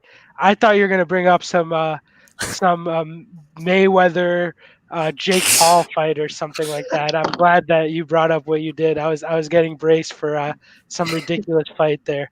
Hey, Furman, you have nothing to say? wasn't Floyd 40 when he fought McGregor and he still won? He tired him out in the later rounds. So what's McGregor? What does he have to do with Manny Pacquiao? It's the power punching, Furman. Two guys that love just constantly punching. It's perfect. But Great McGregor, he also relies on the psychological side of things too. He's got a trash talk to win. But Manny Pacquiao's out here doing charity, and he's doing charity to everybody too, including on McGregor. You know, he's trying to be nice to everyone. So McGregor doesn't have that psychological warfare to help him win. Definitely true. McGregor is expert trash talker, and I don't think Pacquiao is going to sink to that, knowing the type of person he is. And Christy Wilson is pretty excited about the fight as well. She's looking forward to that McGregor-Pacquiao fight. I don't think it's been finalized, as Isaiah said, but for the sake of all us fans, I hope it is soon, and I hope we get to see it in the upcoming weeks and months. So with that being said, we are going to move on to our next segment today, and that is our Pigskin Pick'Em. So gonna get this ready here, and we're gonna go ahead and talk about our picks for this week. So the first game that we have today to talk about is number 17 Iowa State at number 6 Oklahoma State. Who do you guys have winning? I will go to you, Isaiah. I know you've been waiting for this moment all day. I know you have the shirt. So I don't think I'm going to be surprised by your answer here, but who do you have winning this game between two Big 12 foes? You guys see this man right here? Brock Purdy, a.k.a. one of the best quarterbacks in college football, the GOAT. I expect this guy to be taken in the first round of the NFL draft. I've watched him this entire year. He has looked outstanding in his tape. Ladies and gentlemen, Oklahoma State, they have a high-powered offense, but their defense just flat out stinks. I think their defense is one of the worst defenses in college football. I think Brock Purdy will go into Stillwater, not that hostile of an environment because there's not going to be that many fans in the stands, but still it's going to be a little bit loud still in that environment in Stillwater. I think that Brock Purdy, it's his third year. He's third year playing against Oklahoma State. I don't believe he's ever gotten past Oklahoma State. This is the year he finally takes that next step and defeats the Oklahoma State Cowboys, almost the Sooners. Oklahoma State Cowboys in Stillwater. I believe he throws for over 4,000 or 400 plus yards. I'm sorry, my brain is all over the place. I think he throws for over 400 plus yards in this game. I think he throws for 5+ touchdowns, no interceptions, and he's going to break out and show the world, hey, don't forget about me when it comes to the Heisman Trophy conversation. Give me Brock Purdy and the Iowa State Cyclones tomorrow night. Isaiah, man, I can't tell you how many things I think are wrong with that take. We discussed last week that Brock Purdy statistically is 73rd out of 75 eligible quarterbacks this season in college football, and he's probably going to be 74th after seeing the way that Graham Mertz played today. So Brock Purdy in the Heisman Trophy conversation, maybe if it was reversed for the worst quarterback or worst player in college football, he would be more at the top of the list than the actual Heisman, which is obviously for the best player. Christy Wilson picks Oklahoma State. Trevor, do you agree with Christy or do you agree with Isaiah? I'm going to have to agree with Kirsty on this one. Because this is the fate of the Big 12 right here. The fate of the Big 12 is in this game. Because if Oklahoma State loses this game, the Big 12 is out of the playoff picture. So this is an all-or-nothing game, and Oklahoma State has a chance to do something magical and actually advance all the way to the Big 12 title game and secure that spot or that 4th spot in the college football playoff. So the ball is in their court to do something magical, and I think they're going to be able to do it and continue that 6th rank in the country. definitely agree with you with the way that we've seen Oklahoma play, with the way that we've seen Texas play. Who would have thought that going into middle of October, the Big 12 playoff chances look really weak and are in the hands of an Oklahoma State Cowboys team? When's the last time we've said that?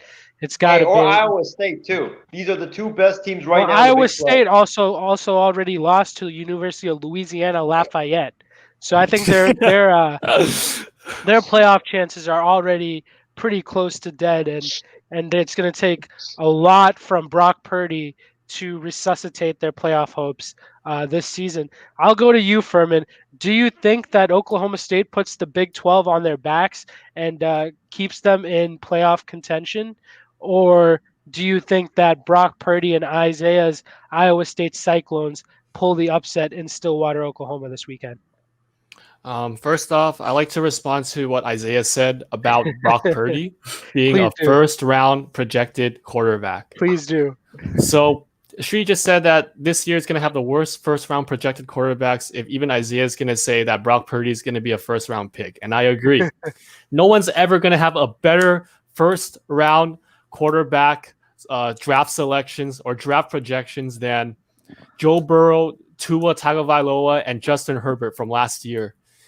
Those three NFL teams got their dice rolled, and they got their exact perfect picks. They got one of the best quarterbacks to leave college football. They got a great team behind them. I don't care about Trevor Lawrence. Those guys were way better than Trevor Lawrence, Brock Purdy, or whoever's in the first round this year. So you guys got that right. So Brock Purdy, I do believe, he's got talent, but he's in the Big 12, and right now the Big 12's a mess. So, really I don't really see him playing against a lot of competition like Justin Fields in Ohio State. But I still got to give this game to Iowa State over Oklahoma State. Wow. Because looking back, Iowa State did lose to, I don't even know, a no-name team, Louisville from wherever. Louisiana Lafayette. I think it's the Ragin' Cajuns. Correct me if I'm wrong. The Ragin' Cajuns, baby.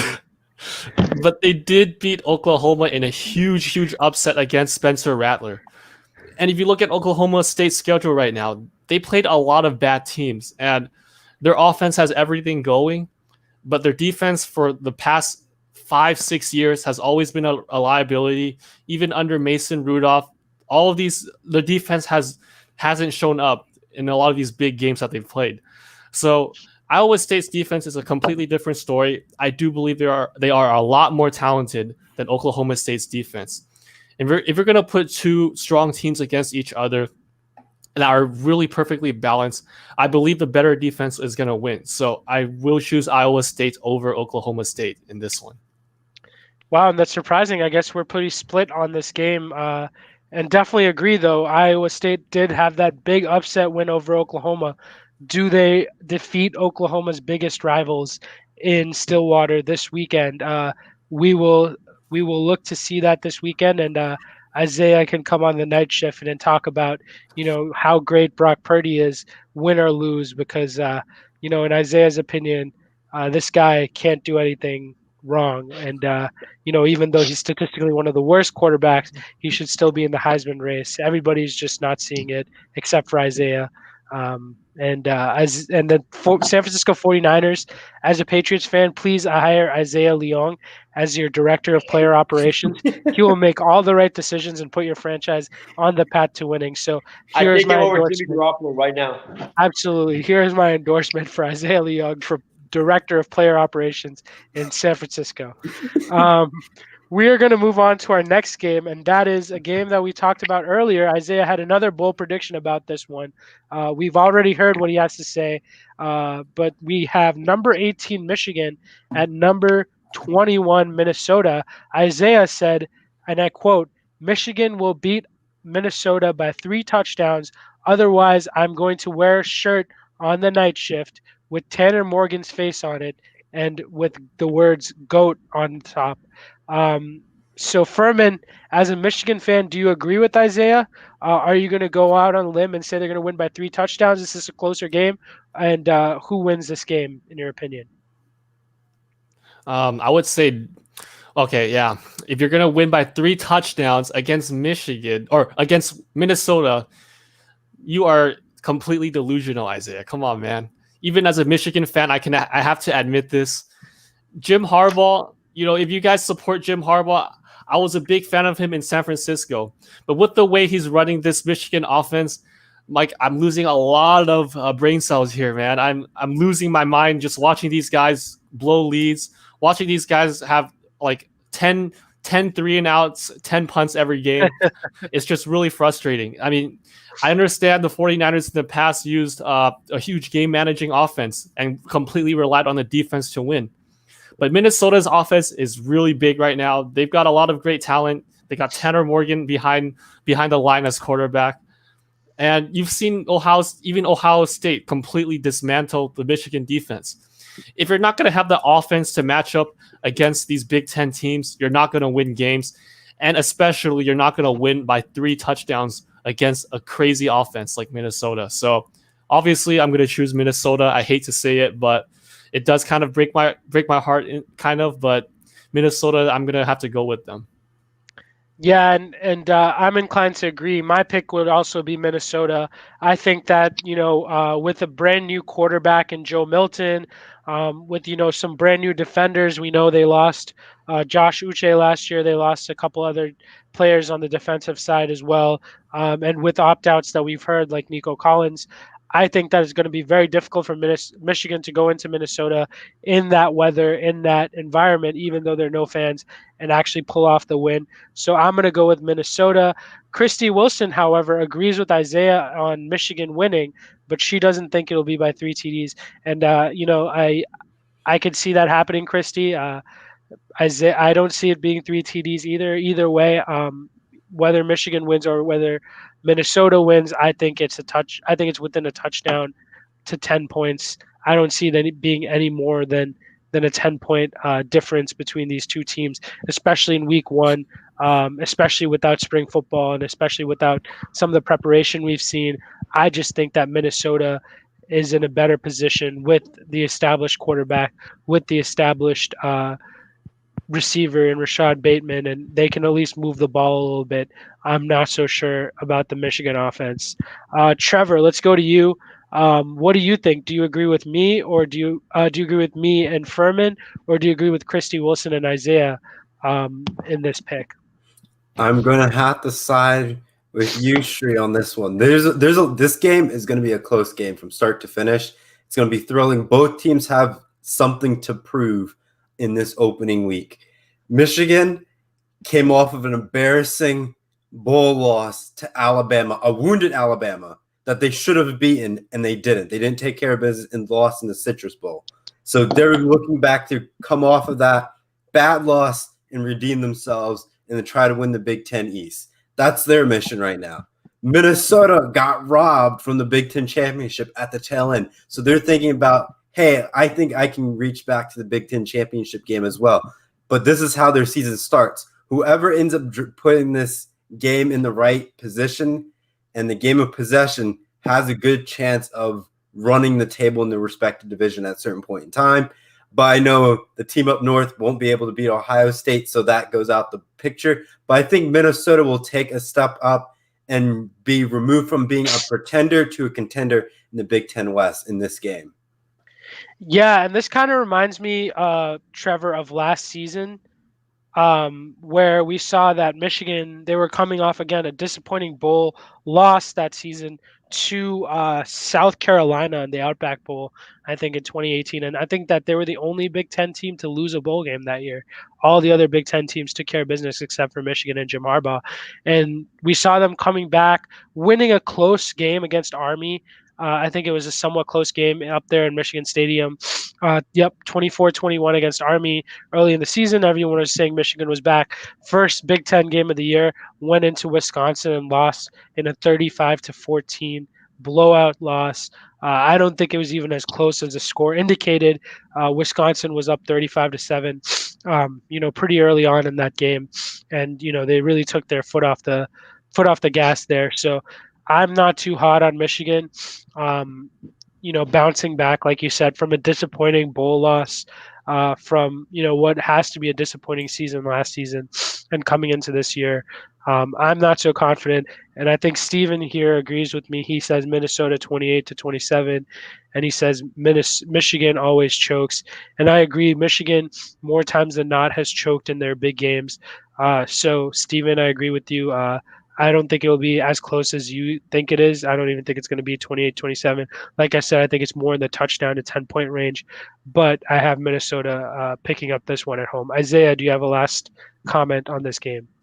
Yes, I know Stephen Wang is watching this right now. I am so confident that Minnesota is not going to win. I am so confident that Minnesota is a fraud and a big pretender that, as I told you, Stephen, that if Minnesota somehow, some way pulls off this upset, I will go on the night shift and wear instead of Brock Purdy's face, I will have Tanner Morgan's face with GOAT in the top. So catch the night shift tomorrow, ladies and gentlemen. It should be an interesting show, and I know that everyone here is looking forward to seeing Isaiah with that Tanner Morgan GOAT shirt. And I know that I'm rooting for Minnesota just to see that happen. I don't know about you, Trevor. I'm going to start rooting for it now. Let's go Gophers, and I know Stephen Wang will be happy. Row the boat, baby, and I know Stephen Wang's going to be happy with that as well. And that leads us into our next set of pick'em games, the NFL games from this weekend. Chardol gets us started, and he says, I'm going to go with the 49ers over the Patriots this Sunday because Jimmy Garoppolo is facing his former team playing in Foxborough, which was where he got his first start playing along with Brady and Gronk. And so that leads us into our next pick'em game, which is the Patriots and 49ers this weekend. I'll start it off. Chardol, I don't agree with you. I think that the Pats pulled this one off. 2-3 record, very disappointing this season. They haven't been under 500 since 2002 under Bill Belichick. They got two offensive linemen back from injury this week. They got Bo Allen, who was a great defensive tackle last year with the Tampa Bay Buccaneers back from injury. Josh Uche was also injured, one of their rookie pickups out of Michigan, great pass rusher. He was injured last week. He's back. So the Patriots are getting a lot of players back from injury, and I think the Niners defense is very suspect to say the least. We've seen their secondary struggle against some teams. We've seen them also not being able to stop the run at times this season. And the Patriots actually, if you look at their start before they saw all those injuries, you see their first week, they were able to run for like 150 to 170 yards against teams like the Las Vegas Raiders, against teams like the Miami Dolphins, who actually have a great defense in the past few weeks. So I think that New England wins this game. I don't think Bill Belichick is going to lose to his former quarterback and Jimmy Garoppolo at home. I think the Patriots have something up their sleeves here, and I see them bounce back to even their record at 3-3. Chardol picks a 35-14 49ers win, which I think is a little bit excessive. And Christy Wilson is picking the Pats. So I will go to Trevor, the only non-49er fan on the show. I'd love to hear you guys' 49er fan opinions after him, but I'm going to go to Trevor and see what he thinks. Originally, I picked the 49ers to win it because I saw Jimmy G's last week's stats, throwing for almost like 350 yards, 3 touchdowns, solid performance on him. And then you can't count out the Patriots defense. So that number is going to tank a little bit. He may throw for 2 touchdown passes, 250 yards. But what I've seen in the past with the Patriots defense, they have capped teams below 30 points every week, it seems like. So Jimmy G is going to have to basically manage the clock to keep this game going. But at the same time, the Patriots haven't really produced a lot of points. They've been floating around like the teens, maybe early 20s. And that's going to hurt them in this game because Jimmy G can easily turn on the switch and just put up points on the board. But I know at the same time, Cam Newton is super Cam. He can get down the field and put points up on the board. So I think Cam Newton's going to keep them in this game. And I switched my pick before I came on the show. I'm going with the Patriots because I'm trusting Cam Newton to pull off something special so he can get into the playoff picture with the New England Patriots. Doesn't seem like Isaiah's happy with that pick, Trevor. But I will say, yeah, the Patriots defense this season, being a Patriots fan, is very bend, don't break, right? We saw them against the Chiefs. We saw them hold Patrick Mahomes and that offense to field goals instead of touchdowns. Last week, we saw them against Denver. We saw them hold that offense to field goals to, 6 field goals last week? It was a crazy game. And last week, we didn't have we were missing 3 of our starting offensive linemen, and we're also missing one of our backup offensive linemen who got injured in the beginning of the game. So we had people out there that had never seen the field before, and that was allowing pressure to get in the face of Cam Newton and allowing them to get some turnovers and stop the run and other areas where we were more lacking last week. We get these players back this week. We get practice back this week. So I think I'm very high on the Patriots this week. If they prove me wrong, then I'm not going to be high on the season anymore. But I think that this week can be really the time when they turn around their season. Shardel Gupta says it's going to be amazing to see Jimmy Garoppolo playing against the New England Patriots, and it's going to be really exciting to see how he's going to play in this game. And I totally agree. A lot of Patriots fans, make the argument we have kept Jimmy G. I don't buy that just because Brady won a Super Bowl after Jimmy G left, and I think you take the ring over anything that Jimmy G is going to do in the future. I was a big proponent of sticking with Brady, and I think that no matter what happens with the Niners, I would continue to believe that. But I know a lot of people are intrigued to see how Jimmy G is going to play against his former team. Speaking of playing against his former team, I'm going to go to you next, Isaiah. What do you think Jimmy G is going to do this week against Bill Belichick and his former team? And do you think the Niners pull this off? Trevor, I'm very disappointed in you, man. You were telling me all rah-rah about how, the Niners are going to win. The Niners, all they need to do is get to 30 points. The Niners, all they need to do is stop the run, and they'll be good and dominate this game. What happened to keeping the same energy, man? Come on, dude. Are you really going to do me like that?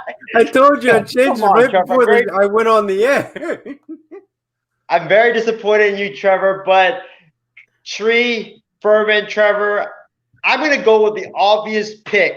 Give me the San Francisco 49ers in this game. I think that the 49ers right now, they have the more complete offense over the Patriots. They showed last week that they can run the football. The offensive line, they're getting better. Like the game against Miami, that was terrible. But against the Rams, they really did really good protecting Jimmy Garoppolo and also creating big running lanes for guys like Raheem Mostert, Jerick McKinnon, and also Jermichael Hasty. The defense I was very impressed by in that game. They stuffed the run. The corners out there, Jason Verrett and Emmanuel Mosley, they were outstanding in this game, just batting down passes after passes. It was so good to watch. I know it was against the Rams, but it was a great sight to see. I think that what this game is going to come down to is, can the 49ers defensive line, which is one of the best defensive line when it comes to stopping the run, can they stop Cam Newton and that Patriots running it? Because if they do, I think they have a good shot to win this game, because I don't think the Patriots can beat teams by throwing the football. They don't really have a guy that can really take you off the top deep. They have Julian Edelman. N'Keal Harry has been inconsistent right now. So what the Niners have to do is just stuff the run and make Cam Newton and the Patriots beat him or beat them with his arm, and I think they'll win this ball game. But I think it's going to be a close ball game, though. I think it'll come down to probably either a game-winning touchdown or a game-winning field goal by the 49ers. I don't see it like how Chardot has it by a 21-point blowout. Yeah, and I agree with you. Their mandate has to be to stop the run. The Patriots have done well whenever they're able to run the football. Mostert is out this week, though, so the 49ers run game, I think, has a very tough assignment against a very, very talented Patriots offense, or Patriots defense, I'm sorry. But also what we've seen in the past is against a similar scheme to the Niners and Robert Saleh's scheme, that we saw in Seattle, the Patriots were able to pass the ball very effectively against the Seahawks, and were in an opportunity and did have an opportunity to win that game at the end of the game, despite not having James White, who's one of their top rushers.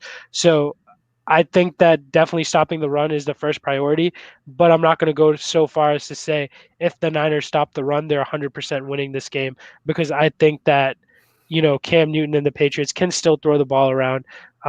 Maybe not as well as they did in the past with Tom Brady, but they still have opportunity to move the ball through the air. Furman, I'm going to go to you last, man. As a Niners fan, how do you see this weekend going for you guys, and do you see the Niners coming into Foxborough and taking away a win?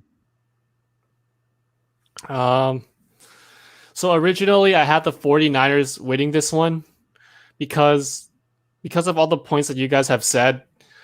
I do not believe Cam Newton is a great passer. He relies too much on the run.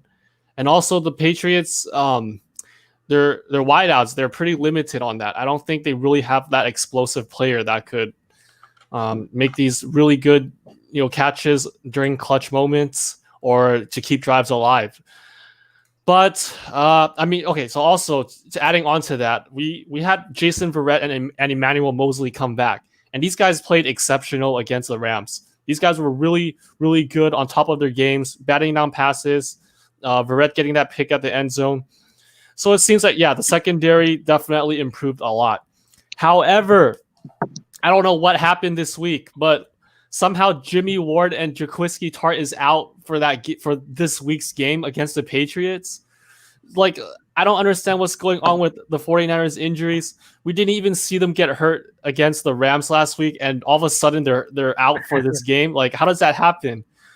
These are one of the best safeties in the NFL, and if you're telling me that our if Isaiah is telling me that they're going to win a close game, I highly disagree, because our secondary, if you put anybody if anybody becomes a liability that gets hurt, and you're putting these backup secondaries in, even if we have Jason Verrett and Mosley, our safeties are really important in stopping the runs, predicting where the reads are going, and especially if you're gonna play a bend and don't break defense, the type of zone defense that the 49ers do every week.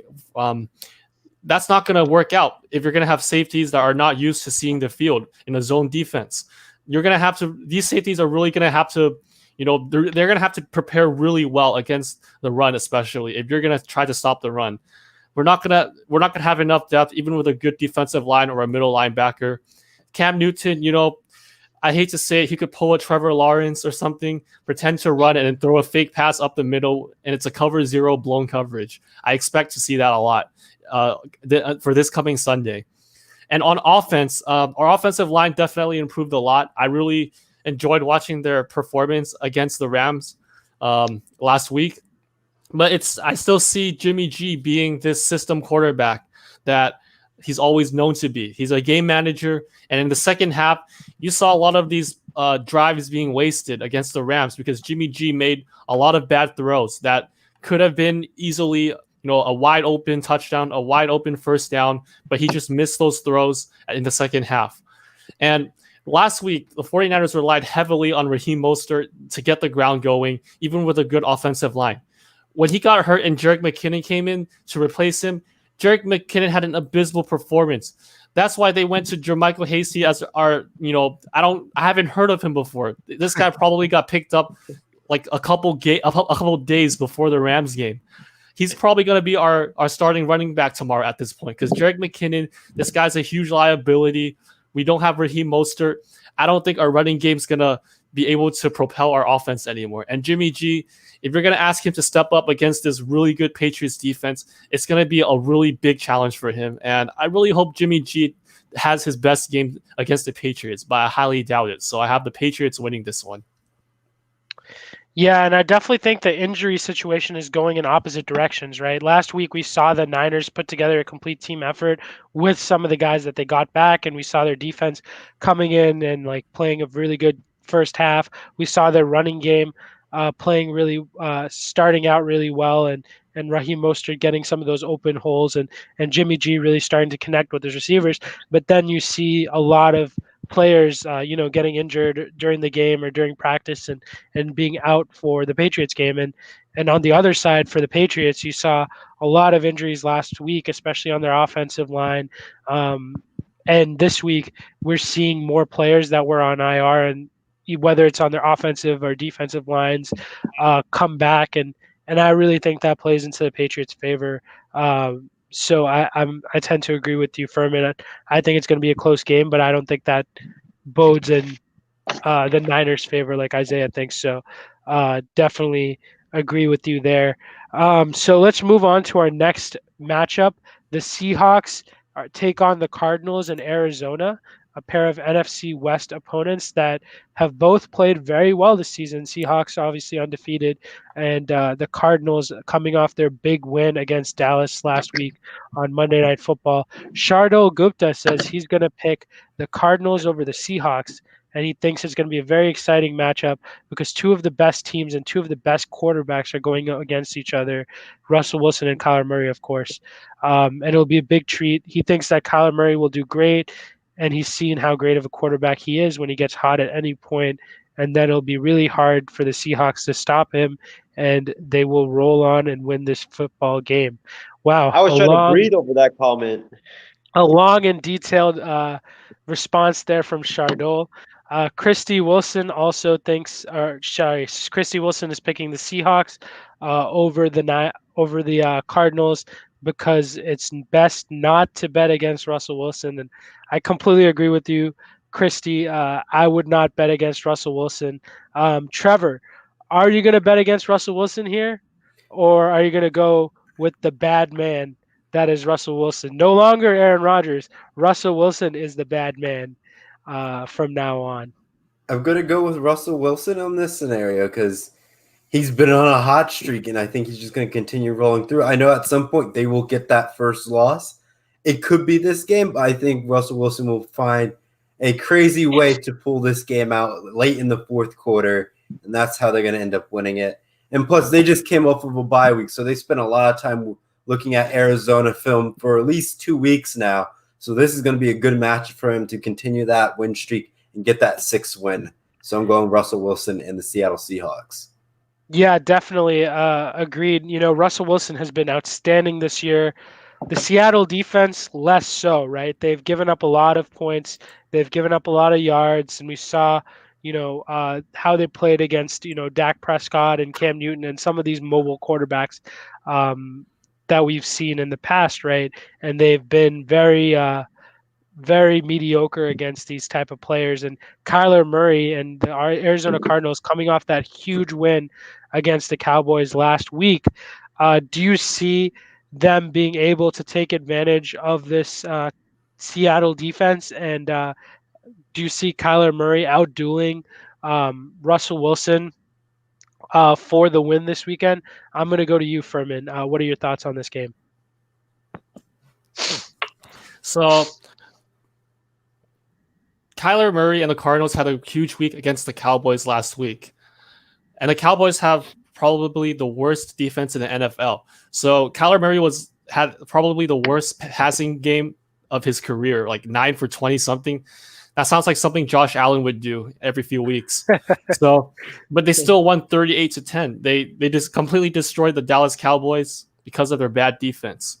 Seattle also has a terrible defense. So Seattle, Seattle has a great quarterback behind them that's carrying a lot of their games, but they've had a lot of close games this year. And Russell Wilson had to really, come out in the fourth quarter within like 1 minute left to really drive the ball down the field for a touchdown.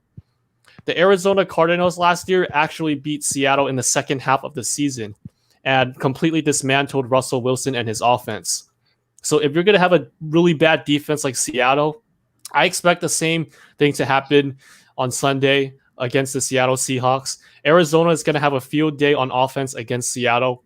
And Russell Wilson is known for his bad starts. And in a lot of these games, even like against Minnesota last week, a lot of these games against Minnesota, just like last week, Russell Wilson, he and their offense scored 0 points against Minnesota.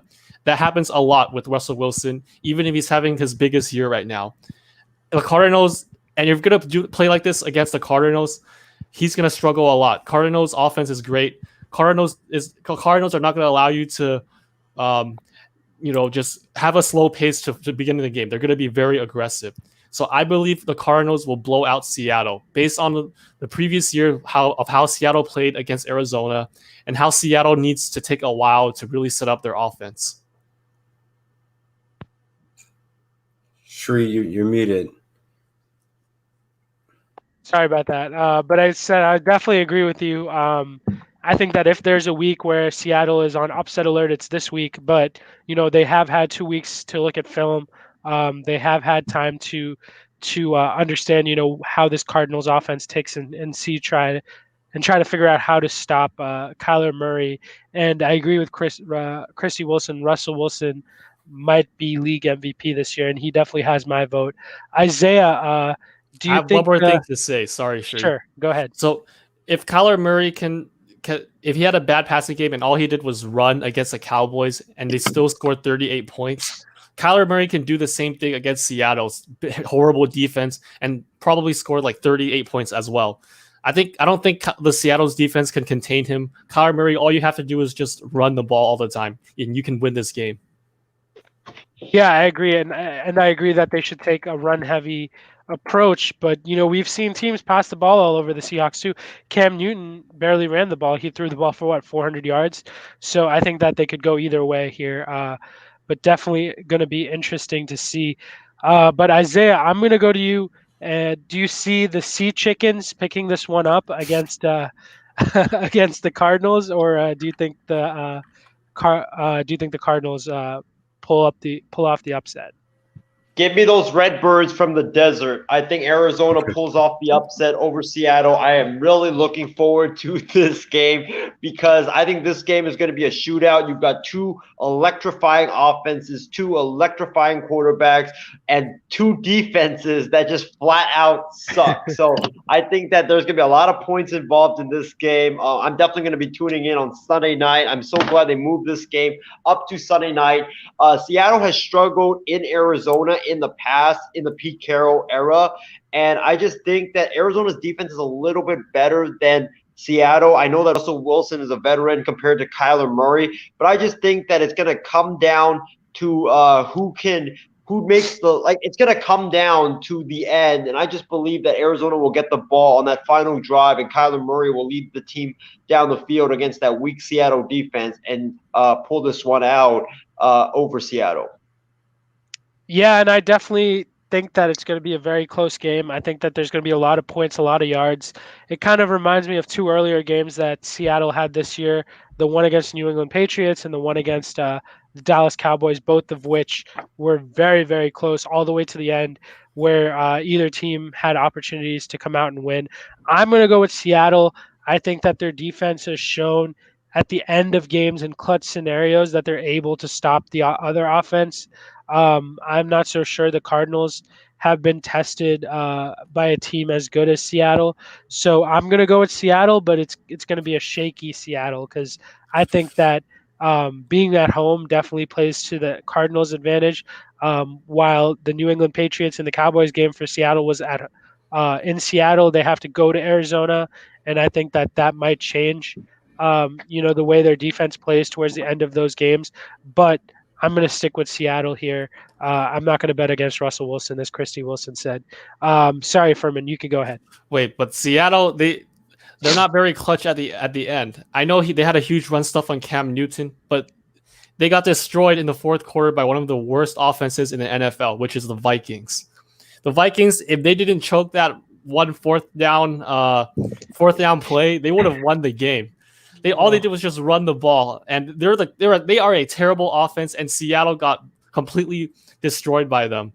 But the Vikings had to choke that one, and now everybody thinks Seattle's one of the best teams in the NFL. I do not agree with any of you guys. Whenever you're saying Seattle's defense is going to outperform Arizona, that is not going to happen. I believe it's going to be a blowout. Arizona will blow out Seattle. Mark my words. Wow. And you don't think Russell Wilson has anything to say about it? well, based on what Isaiah said and what I've seen too, like in the past, Russell Wilson has always struggled against the Arizona Cardinals, and he has played similar games, just like against the Vikings, where he's completely scores like 0 points in the first half, literally does nothing to help the team, and then he finds his groove and momentum in the second half, which could be a bit too late in certain scenarios, such as Arizona Cardinals.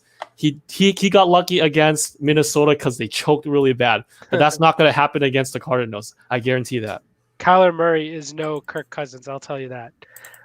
Cool. So I think those are all our games for the Pigskin Pick'Em this week. Let's get ready for our final segment, which is the Power 5. And this week we have a very special seasonal Power 5 for you guys. And let me get the roll ready so we can... Персональный спутник.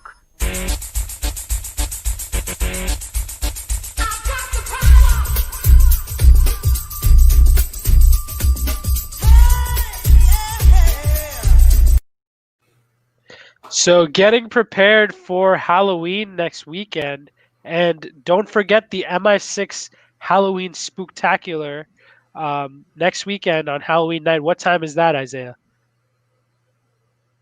You're on mute, buddy. Muted. Sorry about that. It's gonna be, I think, at 7:30 p.m. Pacific time. We're trying to, well, we haven't set an exact time yet. We're trying to work around the Ohio State Penn State game that I guarantee you a lot of us will be tuning into. So keep in touch with us in the coming days, as we will have a date and a time finalized for that. Awesome. Or time. Awesome. And keep in touch. Follow us on social media so you can see what time that Halloween Spooktacular is going to be. We're all going to be there. We're going to have a lot of sports to talk about. College football, we have NFL the next day, and obviously, we have to celebrate Halloween with all our costumes. So it should be interesting to see, the appearance of each person here on MI6. So definitely tune in for that. But to get things started today, we have a special Power 5 segment, Power 5 Trick or Treat Candies. So what are you guys' top 5 trick or treat candies? I'm going to go to Isaiah first. Isaiah, what are your top 5 trick or treat candies? All right, I've been itching for to review my list for the last 5 hours. I'm so excited for this. This is obviously in the Halloween spirit. So I'm going to start from number 5 all the way to number 1. Number 5 on my list has got to be the M&M milk chocolate candy. You always get it every time you go trick-or-treating. It's part of that stash that you get with the Hershey's milk chocolate, the Reese's peanut butter cup, the sweet tarts, etc. It's that M&M's milk chocolate candy is always in there. I just love milk chocolate, so I gotta go with M&M's as my number 5. Number 4 for me has got to be the sweet tarts. The sweet tarts. It's not like often that you get it. You sometimes get it, but when you get it, like you bite into the sweet tart, it starts like sweet at the beginning, and then like depending on the flavor that you get, whether it's the yellow or the red or whatever, it starts becoming like very, very sour, especially when you bite on the lemon one, the yellow one. So that's why I like the sweet tart. I love sweet and sour candies as well as chocolate. Number 3 for me, it's got to be the Sour Patch Kids, because I love that candy. When I go to watch a movie, I always get that. It's really, really good. Like the sweet tarts, it starts sweet when you bite on it, and then boom, it automatically becomes sour as heck. So that's got to be my number 3. And then I think you guys know my number 2 and number 1. Number 2 is the Reese's Peanut Butter Cup. It is very iconic. It's legendary. You always see it in your trick-or-treat stash. I love peanut butter plus chocolate. It's a perfect mix. And number 1, it's got to be those mini Hershey milk chocolate bars. Those are the iconic trick-or-treat candies of all time. You always get it no matter what house you visit on trick-or-treat night. I just love milk chocolate. That's my personal favorite. I got the Hershey's milk chocolate as my top trick-or-treat candy. Sure, you're muted. I'm sorry about that. Definitely have some good ones there, Isaiah. I have a couple of those on my list. But I know Isaiah, this may be fresher in his mind. You know, he went trick-or-treating last year. Trevor, you may have to think back a little bit longer for your Power 5 or your top 5 candies. So why don't you think back to your childhood and give me your top 5 trick-or-treat candies? All right, so I'm going to start with my number 5. It's the Hershey's chocolate bar you get on Halloween. It's a classic. It's an OG.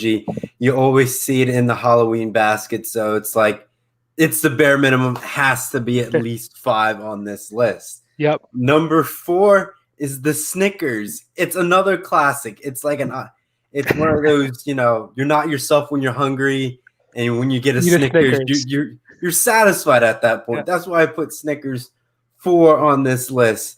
Number 3 is the M&Ms. There's always, like, in every Halloween like party mix, it's there in that contention. So you got to put that in the list. Or the peanut butter variant of the M&Ms. You also get those on Halloween as well. So that's why I have it in number 3 spot. My number 2 is the Reese's Peanut Butter Cup. It's the OG. You see a lot of commercials with it during Halloween time, during March Madness as well. So it's a great all-around candy no matter what time of the season.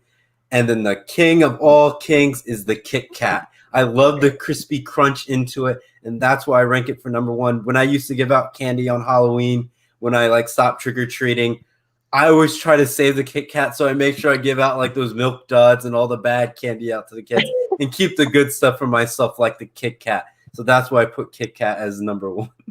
Trevor, you're never too old to trick or treat, my friend. Me and Steven just went last year, man. Hey, may not be as easy this year, Isaiah, with all the stuff going on. But yeah, great list, Trevor. Definitely have some of those on my list as well. Furman, I'm gonna go over to you. What are your top 5 Halloween candies? So for number 5, I'm going to have to stick with the same script as Trevor. The Hershey's milk chocolate bar the mini bars are a classic. You're always going to get them every once in a while in a batch. I haven't gone trick-or-treating in a long time. It's been a while, but I always remember these being part of those batches, and they are really good. Number 4. So before I get on to the rest of the list, I'm a huge fan of milk chocolate candy over sweets. So anytime I see these in Halloween, I'm really excited for it. Number 4, I don't see this a lot very often, but back then, once in a while, neighbors might give you some Airheads. I want to kind of get my, gonna have to really dye my tongue once in a while and taste some sweets. So Airheads is definitely out there. When you're trick-or-treating, especially in the past, you get really thirsty, you get a bit dehydrated from walking. You got to get some sweets to kind of lighten up the mood, your appetite for these candies. So Airheads is one of them. Number 3, I got to go with Whoppers. These are one of my favorite candies because the moment you bite into it, you get that Dippin' Dots feelings where whenever you bite into it is amazing. And then all that chocolate just drips out, just like Dippin' Dots when you get the vanilla and you get that, that really cold, icy feeling. When everything comes out, it is amazing, really tasty. And then at number 2, this also doesn't come out a lot in Halloween, but I gotta give it out to the peppermint candy. I love mint as a flavor, and peppermint candy solidifies that. The circular, these circular peppermint candies you usually see, outside of restaurants. Usually, if I see them at Halloween in a trick or treat basket, I gotta get as many of those as possible. So that's why I have that at number 2. And number 1, my number 1 pick is also a very huge classic. I love it so much. And it's the same number 1 pick as Trevor's. It's got to be the Kit Kat. Kit Kat is the best flavor candy, and it has the best chocolates I've ever tasted. Anytime you're going for a chocolate wafer, I'm always out there hunting for Kit Kats every single year for trick or treat. And even after trick or treats, I still have that, feeling that I need more of Kit Kats. So I'm going to have to keep searching for them even after Halloween. So Kit Kat is always on the top of my list. Yeah, and we have a few people commenting about their favorites. Shardul Gupta says Starbursts are his number 1. And Christy Wilson says Twix. So That is also one of my favorites, Christy. So I'll go ahead with my top 5. At number 5, I have your guys' number 1, the classic Kit Kat wafer bar.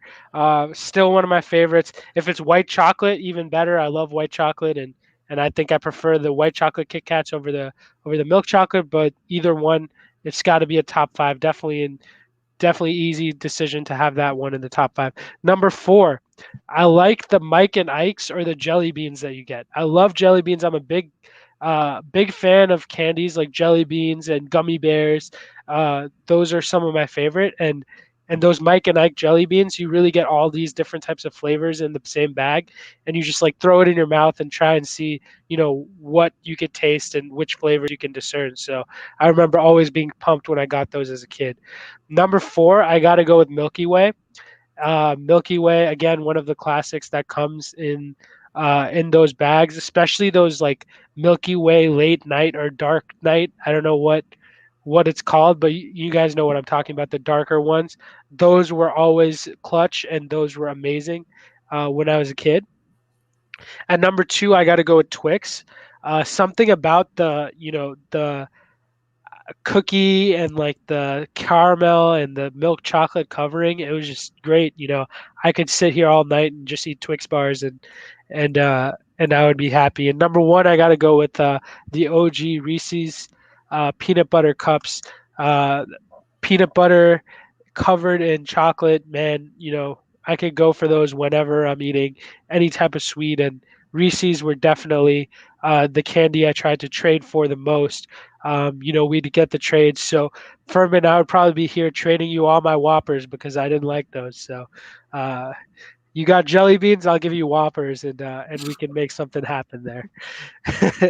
So that's all we had for the Power 5 today, and we will move on now to our final thoughts. So let's get ready for that.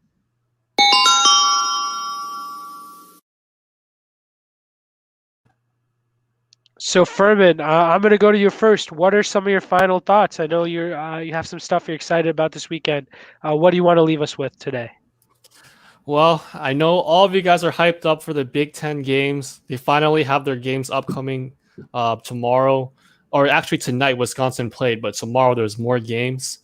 Definitely looking forward to Michigan versus Minnesota. I can't wait to see who comes out with the win after that game. But I gotta save it up for the most important event of the day, of the night. Actually, it's the UFC 254, Khabib versus Justin Gaethje. If you're tuning in, if you watch us regularly, be sure to check out that fight. You will not be disappointed because Khabib is a ground and pound aggressive fighter, and he keeps everybody excited for all 5 rounds. Justin Gaethje, same thing.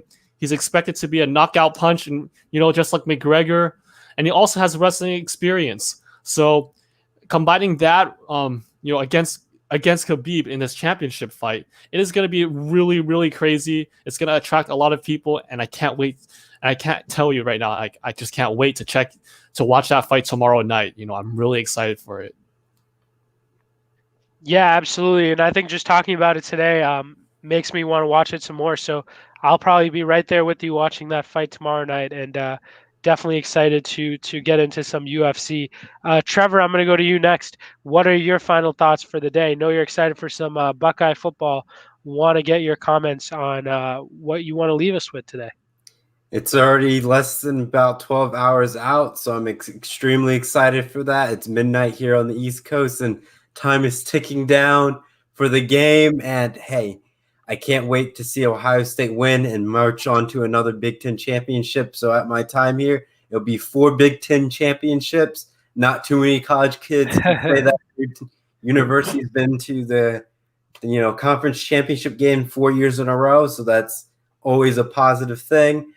Also, I hope college football continues to bring in the upsets. I love the shocking and upsets that we say, oh, this Power 5 team is going to take care of business, and they choke and blow. And it's like, well, there goes their college football playoff experience. And now how does the committee rank their schedule since, top teams are no longer ranked in the top 25 now. So it's going to be a long top 25 selection by the end of December for sure. Yeah, absolutely. And Christy Wilson here says her final thoughts are that she hopes the Cowboys bounce back against Washington. And that should definitely be an interesting game. The NFC East, despite the fact that all their teams have such poor records, every single game seems to be much watched because we have to see which one of these teams can actually win a game. Because Hey, but Tree, they gotta stop. They gotta stop broadcasting the NFC East games on Thursday nights or Monday nights because I fell asleep every single time. Please, NFL, do your job. agreed with that, but it's kind of intriguing television to say the least because if you win one game, you're right back in the thick of things. You could have lost the last 3 or 4 weeks, but you win this game today, you're back on top in the NFC East, and that seems like the way it's going to be moving forward. Isaiah, I want to get your final thoughts on the day. All right. First of all, man, it's been a long program. Thank you to all the viewers out there for sticking with us through this long program tonight. I want to thank Jonathan Mathis, my co-host on Wild Sports Talk, for tuning in. Sammy Sharp, Christy Wilson, Martin Garcia, Stephen Wang, Shardo Gupta, Ismail Ortiz. I don't know if I'm saying that right. I'm sorry if I'm pronouncing it wrong. Who else? We've got...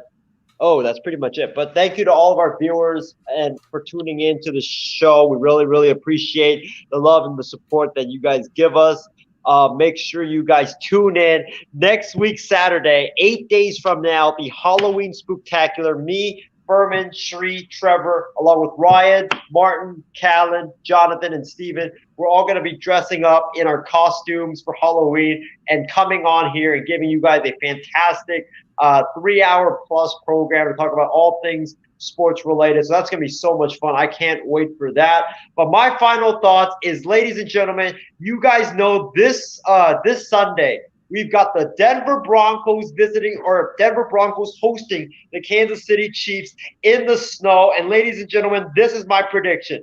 I don't care that the Kansas City Chiefs have the best offense in the NFL. I don't care that the Kansas City Chiefs have the best quarterback in the NFL in Patrick Mahomes. I don't care that the Kansas City Chiefs have one of the best coaches in the NFL in Andy Reid. I don't care that the Kansas City Chiefs have won the AFC West for the past 4 years. Give me Drew Lock and the Denver Broncos in the snow on Sunday afternoon in Denver to take down the Kansas City Chiefs and even the record at 3-3 and push themselves into the race for the AFC West. AFC West. Like, I see what? Yes.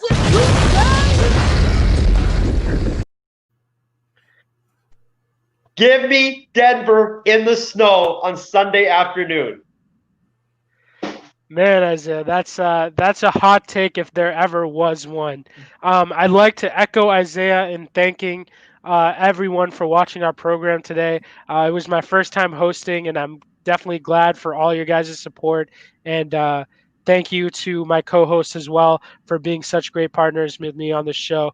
I'm not normally on No BS, and it's been a pleasure to be on the program today. I would like to remind you folks to tune in, like Isaiah said, to our Halloween Spooktacular, as well as tune in to our whole slate of shows from Wild Sports Talk on Monday to the night shift Saturdays and Sundays at 10 p.m. Pacific time. Again, folks, please tune in to all these shows on M6 Network. We're really trying to grow our network. We really appreciate all your viewership and support. And we really appreciate you guys tuning in to listen to us talk about sports and do something that we love. My final thoughts are, I am really excited. The Big Ten is back. I'm really excited. We're getting into the swing of things in the NFL season. It felt like a long time, felt like that for a long time earlier on this year, that we may never return back to normal. We may never get sports back. We may never see a football season in the fall. And, going into October, thought the same thing. Potentially the Big Ten wasn't starting back up. NFL is having some COVID issues. But now I'm glad that, while it lasts, I'm really glad to be able to watch Big Ten football on Saturday, to watch my Patriots play on Sunday. It brings a sense of normalcy back to a world that is very abnormal. So for me, I love the routines. I love sitting down in the fall as the leaves change, as the weather changes, and to just sit there and watch football for hours on the weekends. And I'm definitely going to get that opportunity, and I know that all of us here at MI6 are glad for that. And I just wanted to express my appreciation to all the NFL players, to all the college football players, to the parents and fans that brought back the season, that advocated that we need sports, we need football, we need to come back for the sake of our players, for the sake of our fans, for the sake of our programs. And I'm really, really glad that they made this happen. So with that being said, folks, that is all that we have for you today. Thank you so much again for tuning in to our show. And please catch Isaiah tomorrow on the night shift. Correct, Isaiah? Yes, sir. Yes, sir. Tomorrow Awesome. at around 10:30 p.m. or 10 p.m. Pacific time. I believe 1 a.m. on the East Coast. Yep. And if Minnesota loses or if Minnesota wins, we will see Isaiah wearing that Tanner Morgan goat shirt. So if that's the case, I'm definitely tuning in. I don't know about you guys, Trevor and Furman. But for Isaiah Leung, Furman Lee, Trevor Williams, and myself, signing off. Have a great night. Thank you for tuning in and appreciate all your guys' support. Bye-bye now. Yeah. 3-6, mafia. Yeah. Whoa. Hey. Yeah. Whoa. Say what? Hey. Whoa. 3-6, mafia. Hey. It's going down. Whoa. Y'all know what time it is.